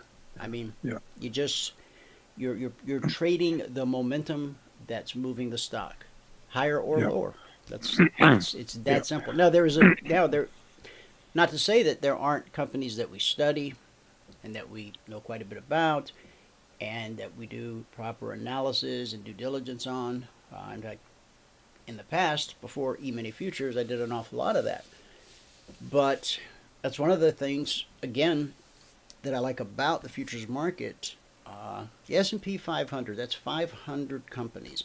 There's no way I can know everything there is to know about all 500 companies. And even if I had all the information in front of me, weighing this against that, hey, if the S&P 500 is rallying, I want to be long. If it's selling off, I want to be short. Well, how long do you want to be short? Until it stops falling. Yeah. Well, how long do you want to be long? We actually called another one this morning, but to be honest with you, I was up real early this morning. I was up around 5, but I kind of I just didn't feel too good around about 9 or so. I had to lie down for a while, so I missed out on a really good trade this morning because I had this one nailed, and it's called MDGL, and it's just unbelievable. It opened at MDGL. It opened at about 67. Actually, I got a bit spooked because before the opening it was up around $20, and then it got sold off pretty sharply. And I thought maybe sometimes these stocks open and they go down. It's not so easy. What I have to do is to try and sift through. What I basically do is I try and figure out which stocks to avoid, and because they do sometimes they do open higher and they sell off, and that's an immediate loss. And that's really what makes this so hard. So you have to try and pick the winners, and sometimes they're very volatile. But this one went straight up from the opening of 67.5, and it hit 100. Can you believe it? I mean, it went from 67.5 to 100 in the first hour. Well, it looks like it's at 80 right now, so it's still at $33 on the day. Yeah, so but now it gets tricky. It came back a little. Okay. Initially, when they're running, it's easy. It's much easier to handle them, and sometimes you just have to take what you can get on these and say thank you. And I was very lucky yesterday because the CUR actually put a sell stop out after hours at $3, and that turned out to be the high because this morning came in about 50 cents lower.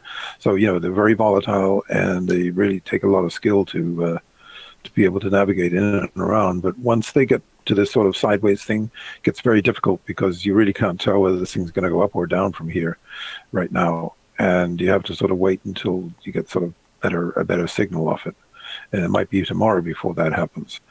But the reason why I haven't sort of gone to brought this to you, on a where I can call it ahead of time, and I'm more than happy to do that, is I want to, I'm kind of a bit of a perfectionist, and I like to get things absolutely right in what I'm doing.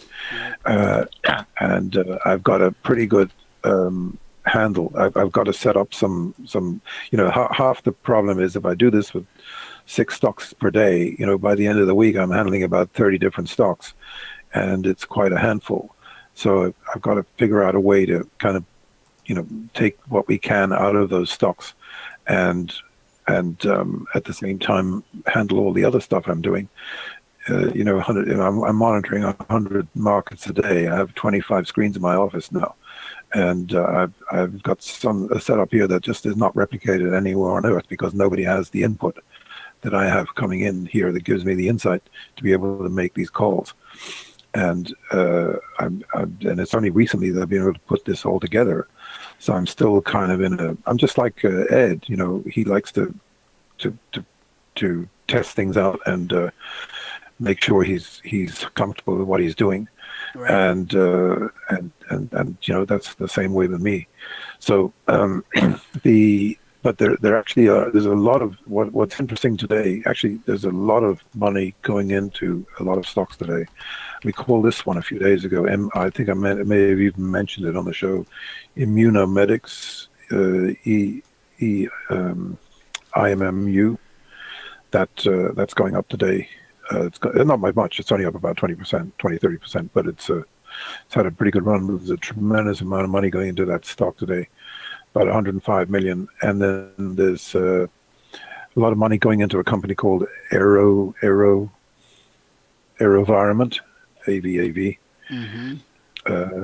That's you see, this is a stock that's a very tricky stock because it's opened dramatically higher, and sometimes stocks are too high to buy. Not all the time, but when so you have to, again, what I'm trying to do is to pick. Look, if we get one off a day, if we get a stock like Cure, I mean, Cure is one of the biggest gainers in the last few days, but if we get anytime we can take $1 or $2 out of a stock, that's good enough for me. I'm happy to make it. If we can do that, if we're trading 1,000 shares and we take $1 or $2 out of something, that's great. That's great for a day's work. And if we can do that 4 or 5 times a day, then we're really winning. And it actually compounds pretty quickly and enables you to do more in time. And that's really the beauty of what we're trying to do here. So I will be unveiling some ideas or some things in the next few days, or probably next week.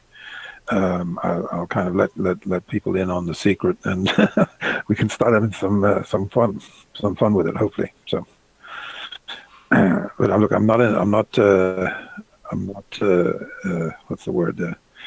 I make mistakes as well, and that's part of the game. You have to be not infallible.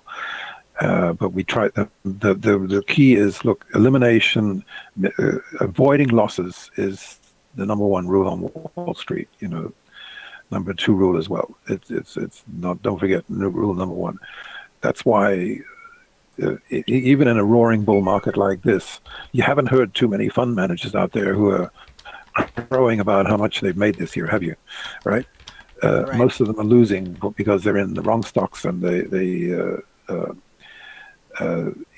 it's really what I'm trying to do is to be, if we follow 30,000 stocks a day and we narrow it down to the top 30, and then pick out of the top 30 maybe the top 3 to 6 that are worth trading. That's what we try and do every day. So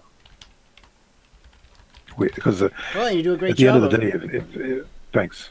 Well, look, we've been very lucky in the last few weeks, and discipline. I'm telling you, discipline is everything, because even with these stocks, I mean, a lot of times we just got lucky, but just by putting, just the same way as you put those orders out every day, every night, and sometimes you get some spectacular returns, and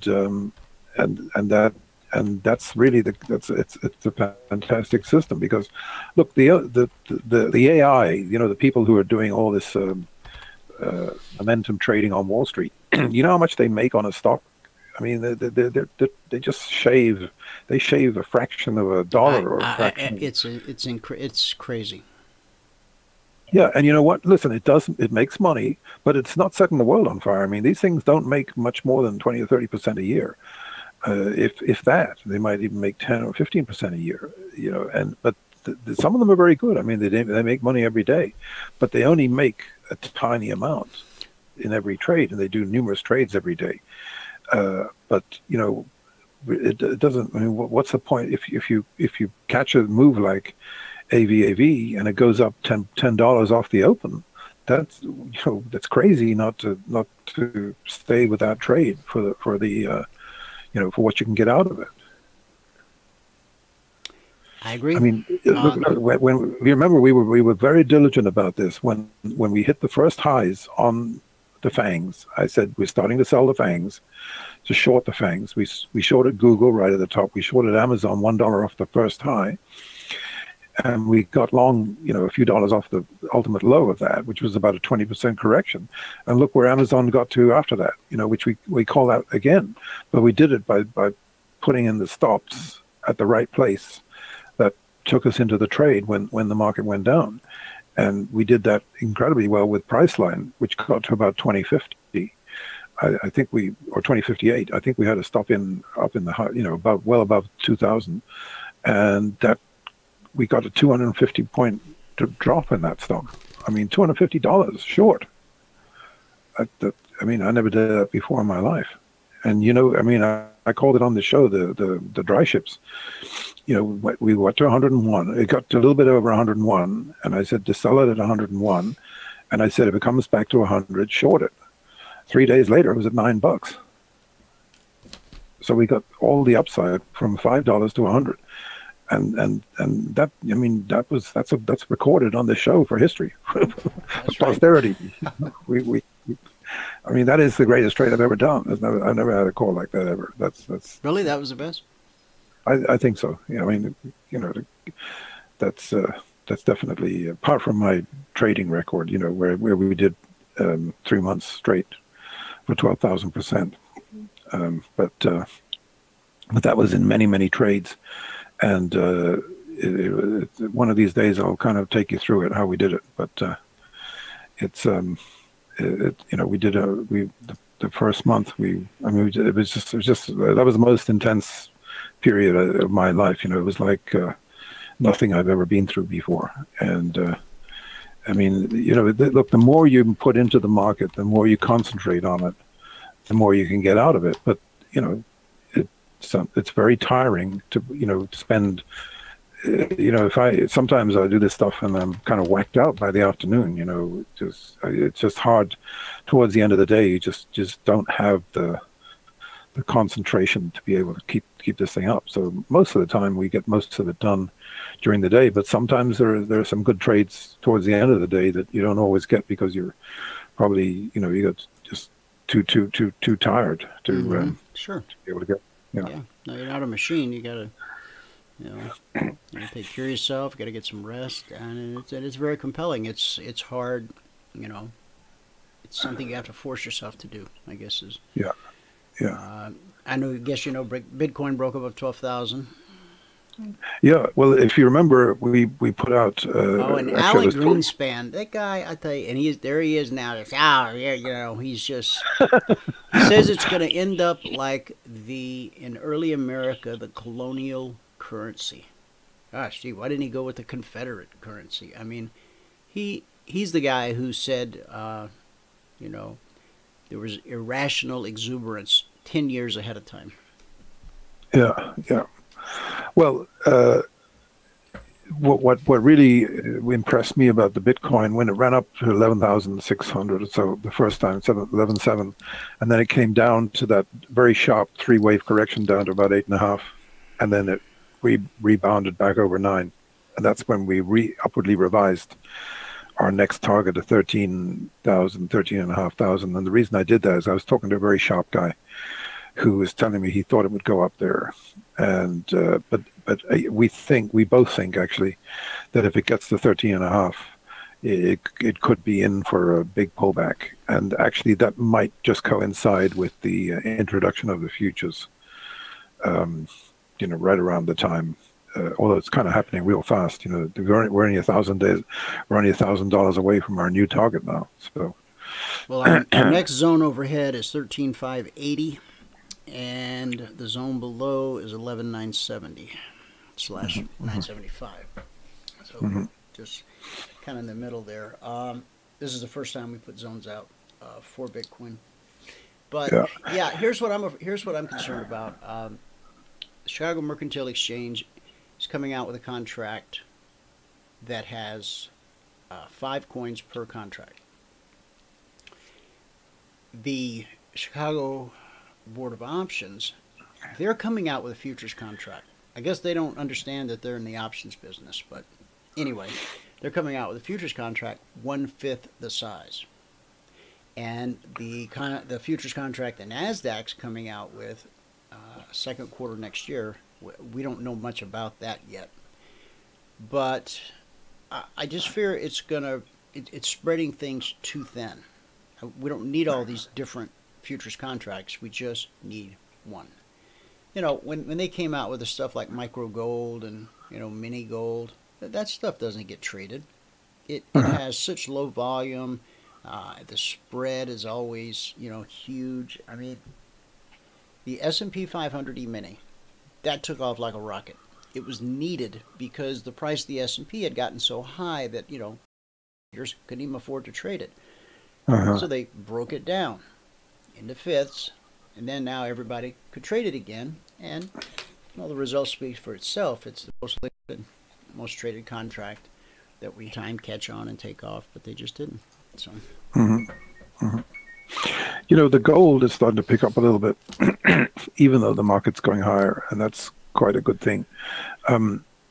If we get back up to 1275, 1280 for sure, I think if we get back up to 1280, the lows might be in on the gold.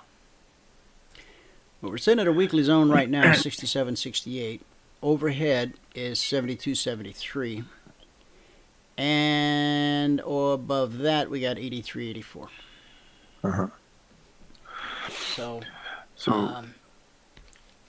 we've been hovering around this 67-68 weekly zone. It's become like a center of gravity. Below it, it's all the way down at 49/50. So we don't want to see that. Hopefully, what I'm looking at here on this 30-minute chart, going back to like midnight last night, midnight 2 days ago, we put in a low, and now we've got sort of a double bottom. And hopefully that will get us back. If we can just get over 73 and hold 73 on a pullback, then we should be able to see that 80 number that you're looking for. Yeah. But, that's got to happen to do that.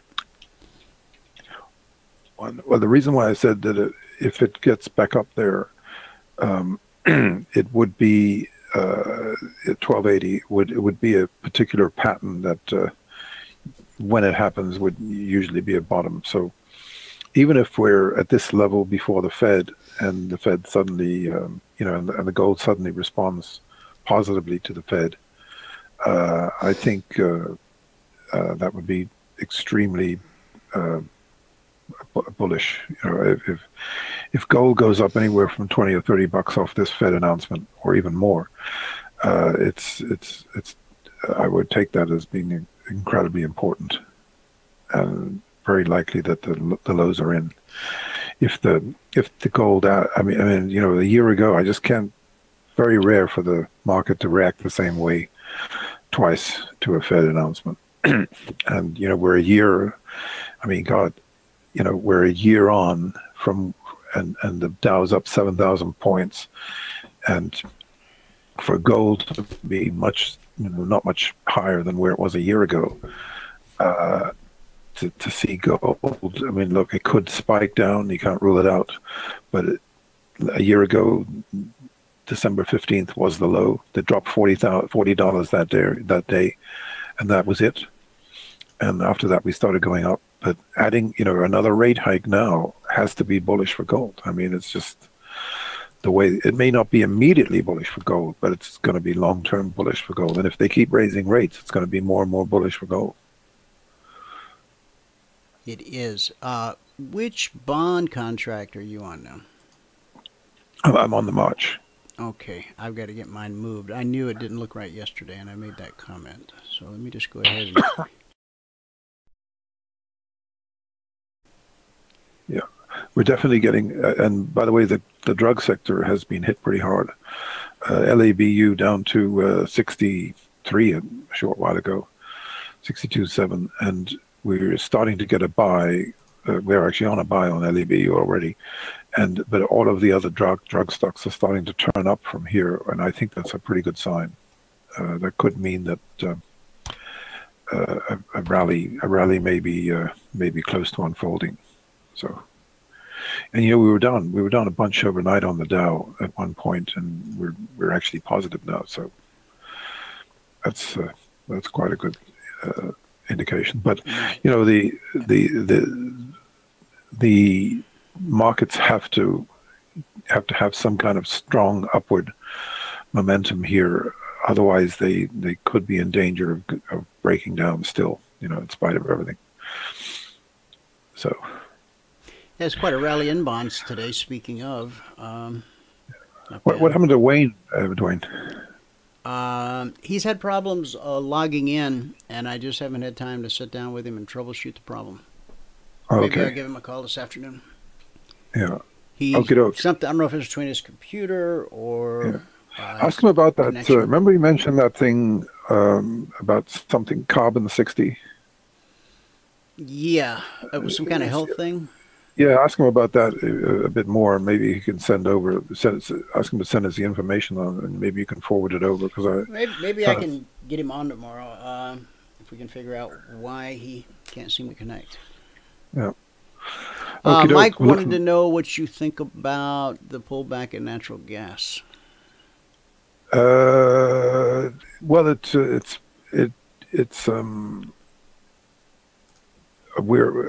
I think I said yesterday 291, but to buy it at 291 on a stop. It's a little bit above that right now. It actually looks pretty good here. It looks like it's got, if it starts getting above 292 and a half, 293, it could really take off. Okay, you got that, Mike? Any other questions? Okay. All right, John. Well, thanks so much. Appreciate everything. And, likewise. I guess we'll talk with you same time tomorrow. Thanks a lot. All the best. All right. Bye. Have a good evening. Bye-bye. You too.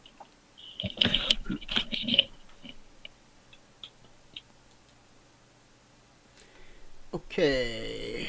The markets we haven't covered yet. On the Russell, last night's email said to consider selling 1517, which stretches all the way over there. Important prices, important areas, almost always tested. So sell 1517.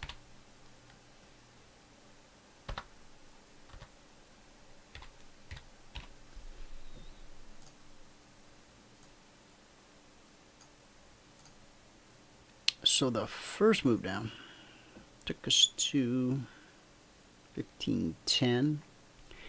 So that's 7 points, $50 a point.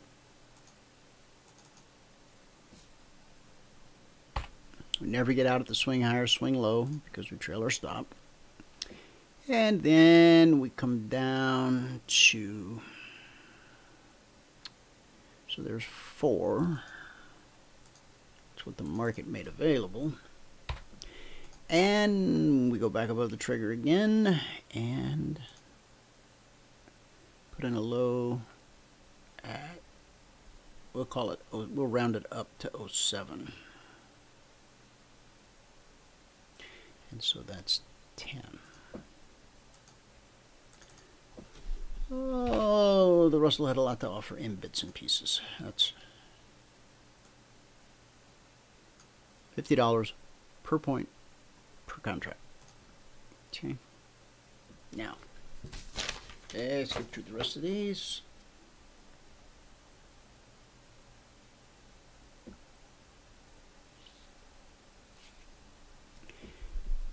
What have we not covered? We covered the beans. Okay, nice down move in the beans. In Q, good move to the downside, 35 points. To the upside, yeah, not so much. We put in a spike high there at 98. It's $160 per contract, $20 a point. And important prices, important areas, almost always tested, and there you have it. Get back below the trigger, up we go again, and so far, well, we're right about the same place we topped out last night. So hopefully for anyone in that trade, it won't turn into a double top.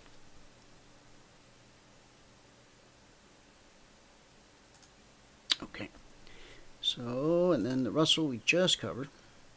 The Dow did not trigger on the long side or short side. Market made 67 points available. Bonds, I'm not even going to go over because as of today, as of tonight, I'm going to get this. I knew it was out of whack, but tonight you will get the ZBH8, not the ZBZ. Okay. Crude oil, that was the stunner of the day. Consider selling 57.20, and it dropped $1,000 per contract. Now, right here where this low is, which is 56.71, $490 per contract. Okay, depending upon how closely you're trailing your stop, it's very conceivable on this pullback here, you get taken out. And if you lived through that and got all the way down to here, now look at that pullback. But this is typically what markets do. Once they break through a zone, especially, you see how this one sliced through? Like it wasn't there? What did it do? It pulled back to test the zone to make sure it was going to be good resistance. Support, resistance. It then probed lower, came back, checked again. Yep, still good resistance. And this time it gets rejected.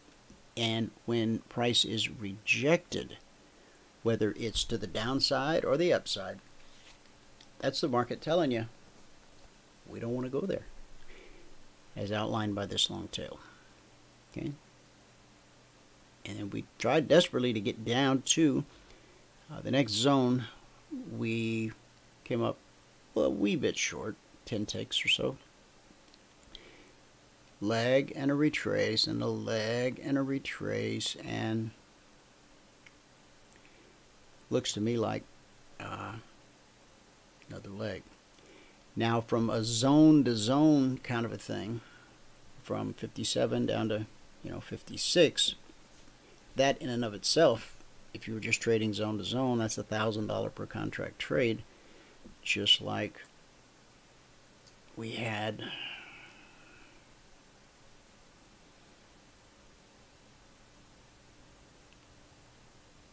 here. No, here.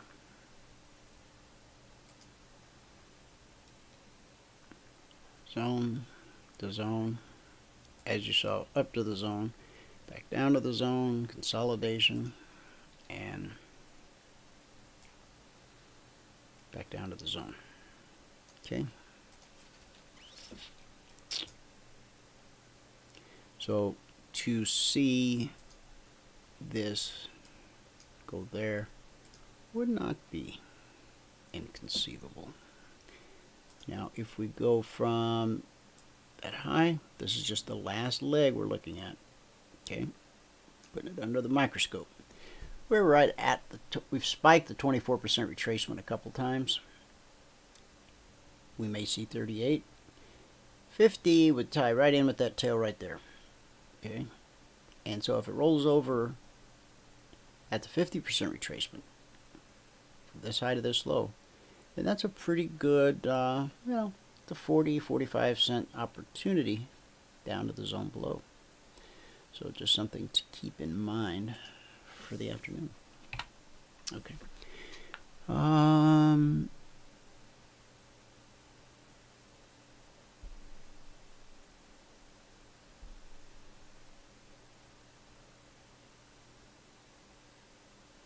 Bear says he just missed a bounce off the BBC for the NQ. Okay, well, sorry that happened, buddy. It was good for 10 ticks plus. All right, excellent. Now, I'll show you what he's talking about. For those of you that might not be a partner, might not know, I will turn this into an NQ chart. I will put this on the chart we use in the live training room. I will plug in the indicators.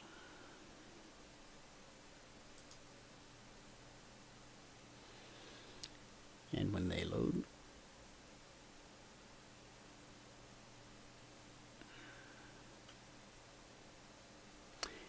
bullish cross, price pulls away from the BBC, price pulls back to physically touch the BBC,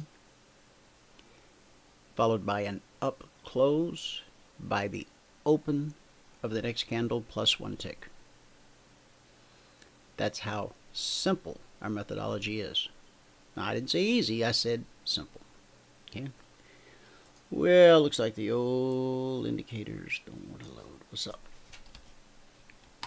Let's try it again.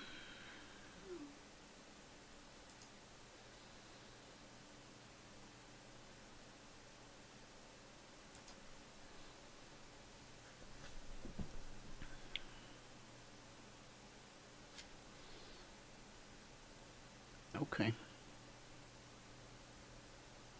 Now, Air, tell me what, which bounce off the BBC did you miss?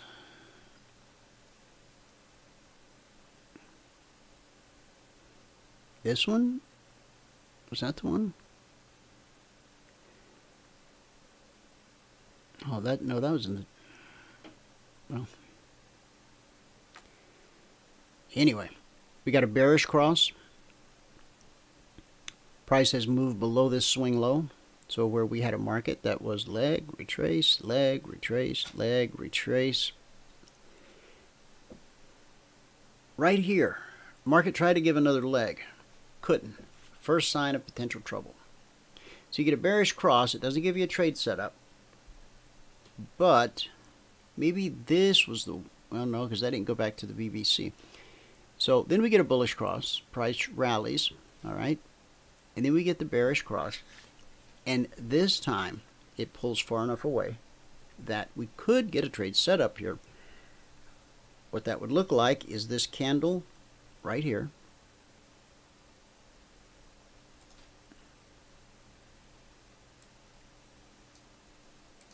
Oh, I don't want that. I'll take this instead. You want to see price pull back, physically touch the BBC, and then a down close, and then you sell the open of the next candle, minus 1 tick, and look for a 10 tick leg to the downside, and you are done for the day. Okay, see, it's trying to get up there. Trade was back at 89, the one you're talking about. Trade was back at 89.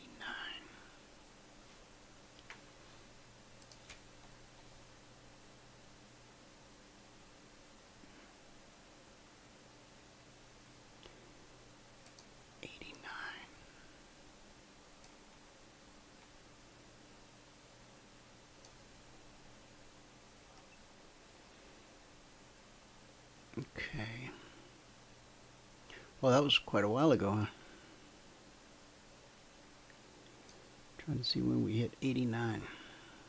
Yeah, there was a bounce. There was a bounce off the bullish cross. Price pulled away. Price pulled back. Up close by the open to the next candle plus 1 tick. That means that here you would be entering the market. This candle opened at 62.8850. So this is plus 1 tick. So you would enter at 62.8860. And the swing high 62.91. Then it pulls back to the VBC again and puts in a swing high at 62.92 and a quarter. Back to the VBC, and then a slightly higher high at 92.75. Okay, and then price dips below the VBC, which causes the step line to touch the VBC, and when that happens, that negates this trade. So anyway, over here is a real nice, beautiful bullish cross. Price pulls away, price pulls back to physically touch, up close by the open of this candle plus 1 tick. So it opened at 93, so 93.10, and there's your day maker right there. Okay, there's that pullback we were looking for. It didn't quite make it here. Did it make it there? Yep, it did. Okay, this is the one you would like to be in, but rules-based trading, okay, when it's there, it's there. Okay.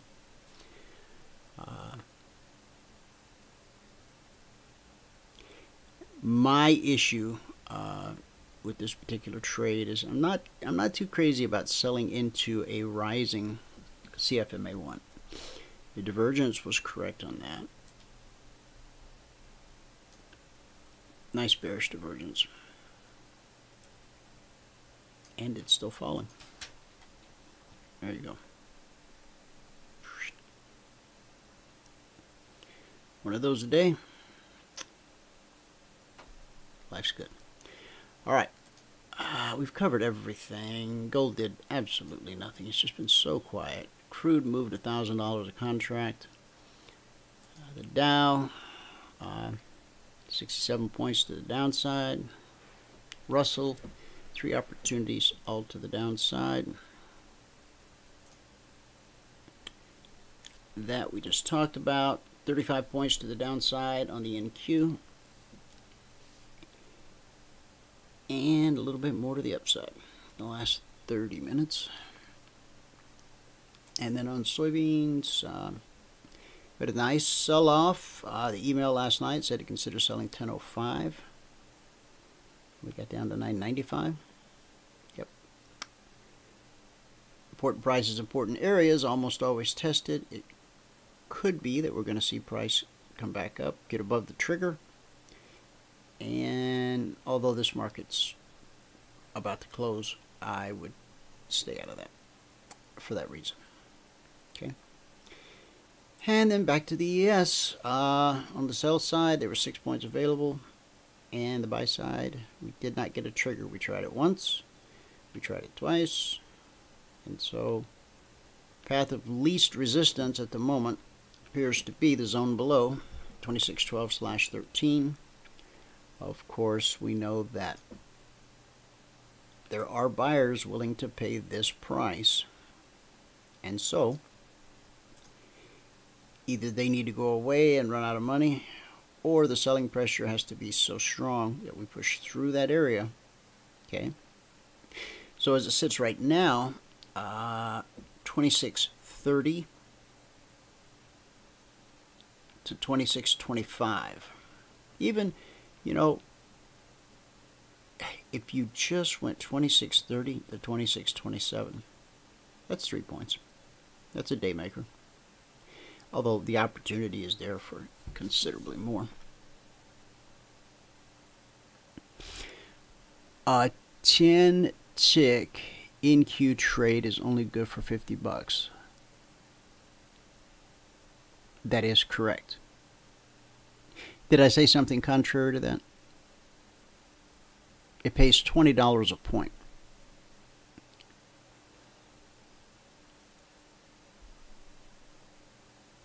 There's 4 ticks to a point. It pays $5 a tick. 4 ticks to a point. $5 a tick. $20 a point. So if it moves 10 points, that's $200. So a 10 tick in queue trade is actually, yeah, it's worth $50, right? But a point, like on the in queue, if it moves from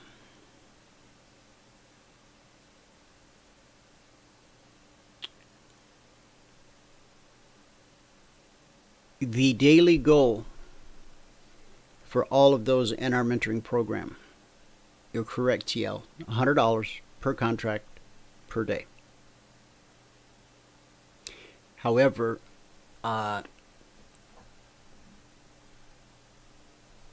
if you're trading crude oil, which pays $10 a tick, or gold, which pays $10 a tick, then 10 ticks is $100.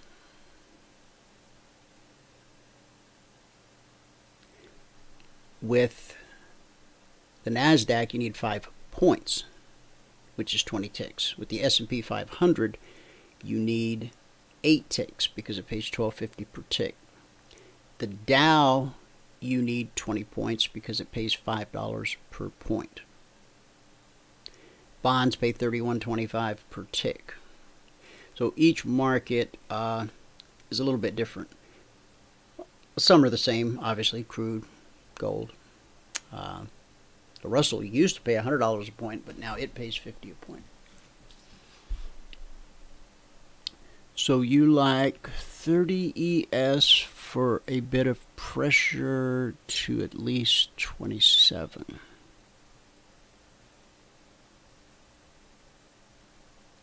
You were referring to the NQ when you said that. Okay. Well, anyway, it's if I misspoke, I apologize.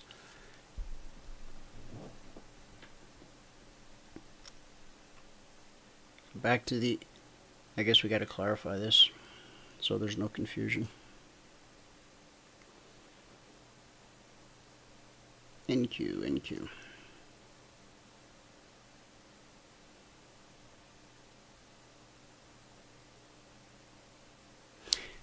Maybe you heard me read one of the comments where the gentleman said there was 10 ticks available on that trade.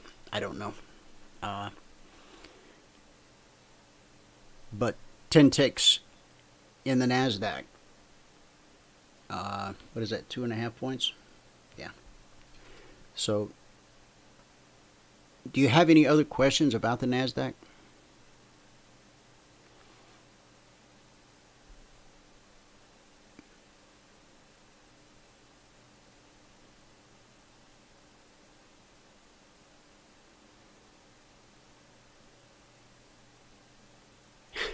People are so funny. I heard the door slam. Bear, in answer to your question, that was mentioned on the ES. Okay.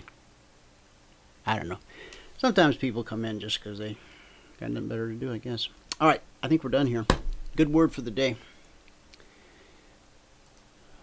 I don't want to get sucked into any negativity. Too long a day ahead of me. Where did it go? All right. Been talking the last 3 days about overcoming fear. Today, we're going to see what we can learn from the prodigal son. Luke 15:18. Father, I've sinned. He already knows that, but he likes to hear you say it, so that he knows that you're aware of it. All right? Now, the prodigal son didn't get into trouble until he left the safety of his father's house. Jesus pointed out 4 things about the prodigal son. Number 1, he wasted his substance. Satan is a fraudster. If you heed his call to come out and play, you'll end up losing the very substance of who you are and what God's called you to be.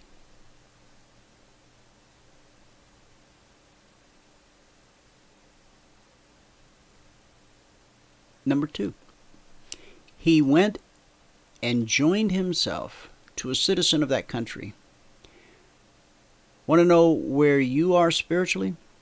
Look at who you hang out with and take advice from. Who do you call? Who calls you? Solomon writes in Proverbs 1:10, "My son, if sinners entice you, do not give in to them." That's where Nancy got just say no. Probably, it could be. Number 3, we're talking about the prodigal son, the 4 things that Jesus had to say about him. He began to be in want. Something's wrong. In his father's house, he never missed a meal. Now he's eating what the pigs eat. He's trying to meet a legitimate need in an illegitimate way. Are you doing that? David said this, "The Lord is my shepherd, I shall not want." Psalm 23:1. We're all familiar with that. Now, who's that promise for? Those who live in the safety of the sheepfold and stay close to the shepherd, not the rogue sheep. Okay? Not the lone wolf or the lone sheep. And then number 4, Jesus said he came to himself.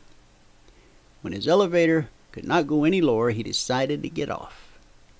Mercifully, he still could. And unfortunately, some never can. The Bible says in Hebrews 3:15, "Today, not tomorrow, if you hear his voice, do not harden your hearts." It wasn't too late for the prodigal. And this moment, I can't speak about what happens an hour from now or even a minute from now, but in the moment, right here, right now, it's not too late for you. The prodigal son had months, possibly years, to make the right decision. None of us know how much time we have to make any decision. So, the important ones, we need to make them right now, while we can.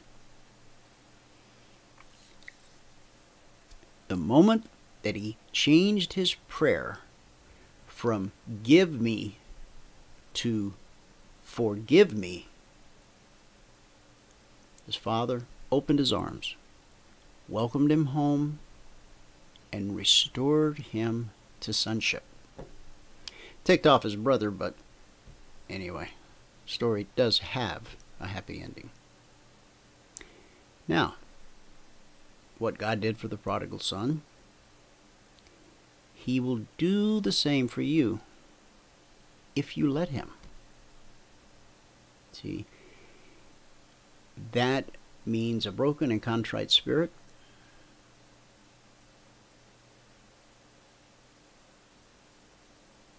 It means coming to an admission of, I messed up, did the wrong thing.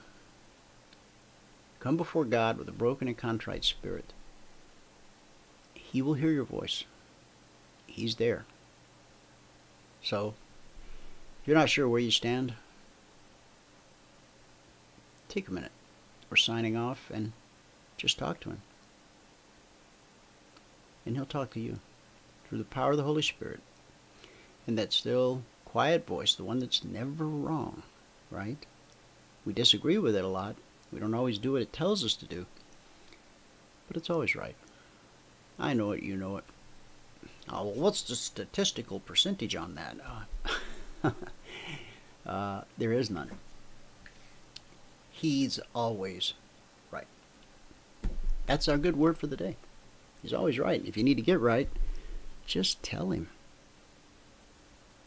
Father, forgive me, for I have sinned. And what will he say? You're forgiven. Now go and sin no more. That's what repentance means. Repentance is turning from your sin, whatever it might be, and going the other way. All right.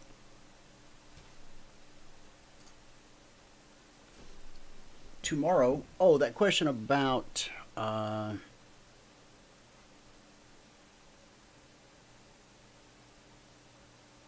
about the ES. Okay, the weekly trading zone is at 32.33. We would want to be 2 points below the zone before we would take the trade, which would be 26.30. And there's going to be some support right in this area. There's going to be even greater support in this area. We've got this little double top going right here at the weekly zone.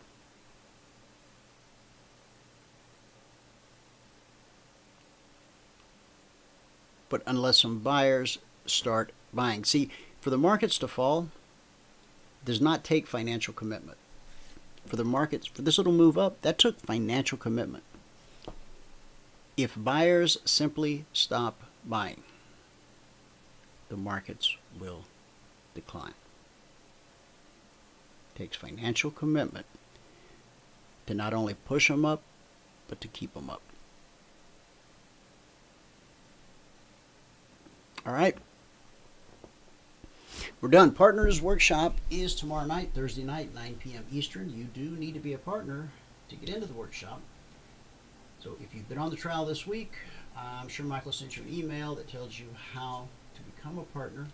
If you did not get the email, or you deleted it, or the dog ate it, and you need another one, let us know. support@cfrn.net. Call us, 949-423-6464. 949-423-6464. Or as some say, 949-42E-MINI. All right? Get you the information you need, get you into the workshop. If you haven't taken the trial, and if you're tired of guessing, if you really would like to learn how to trade. I know that the late night TV guy tells you that they'll teach you to trade in 5 days for $7 grand. You know, if they could actually teach you how to trade in 5 days, it would be worth not only $7 grand, it would be worth 700 grand. It's priceless. You couldn't put a price tag. Unfortunately, you can't teach someone how to trade in 5 days. You can teach them about, charting platforms and what a candlestick is, and it opens here and it closes here. I mean, you can school somebody pretty well in the fundamentals of trading over a 5-day period of time. But learning how to trade, it's an ongoing, lifelong process. Our 90-day mentoring program is designed to give you enough education and information and support. We have unlimited one-on-one mentoring, along with the class every day for 2 hours, plus the Thursday night class. You have access to both Michael and I as often as you need. And so at the end of 90 days, the goal is that you are equipped to go out there and earn $100 per contract gross in 10 trades or less. And then using the 24/20 blueprint, it lays out for you how to increase the number of contracts that you trade, not by rating the 401k, but by using profits that were generated in the market from your trading. That's how you pay for contract number 2 on the 24/20 blueprint.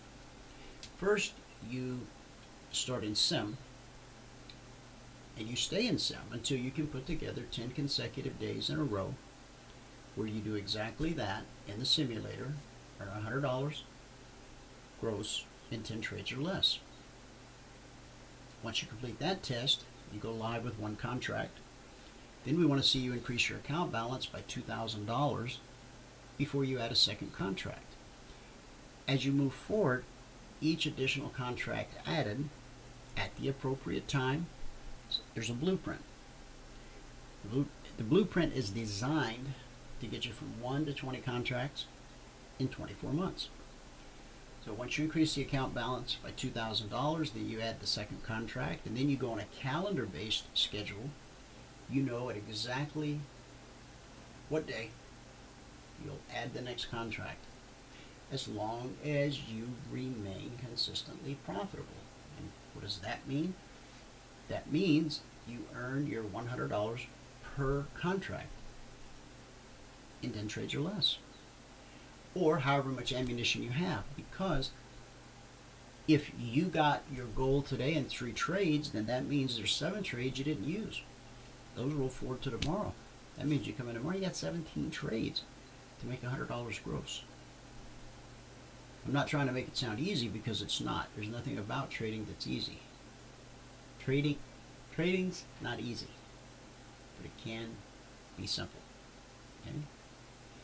And the problem that so many people have is allowing it to be simple. Not easy, but it can be simple. All right, have a great Wednesday. Thanks so much for tuning in today. Whoever you are, wherever you are, may God continue to richly bless you with His mercy and with His grace. And I'll see you at the bell.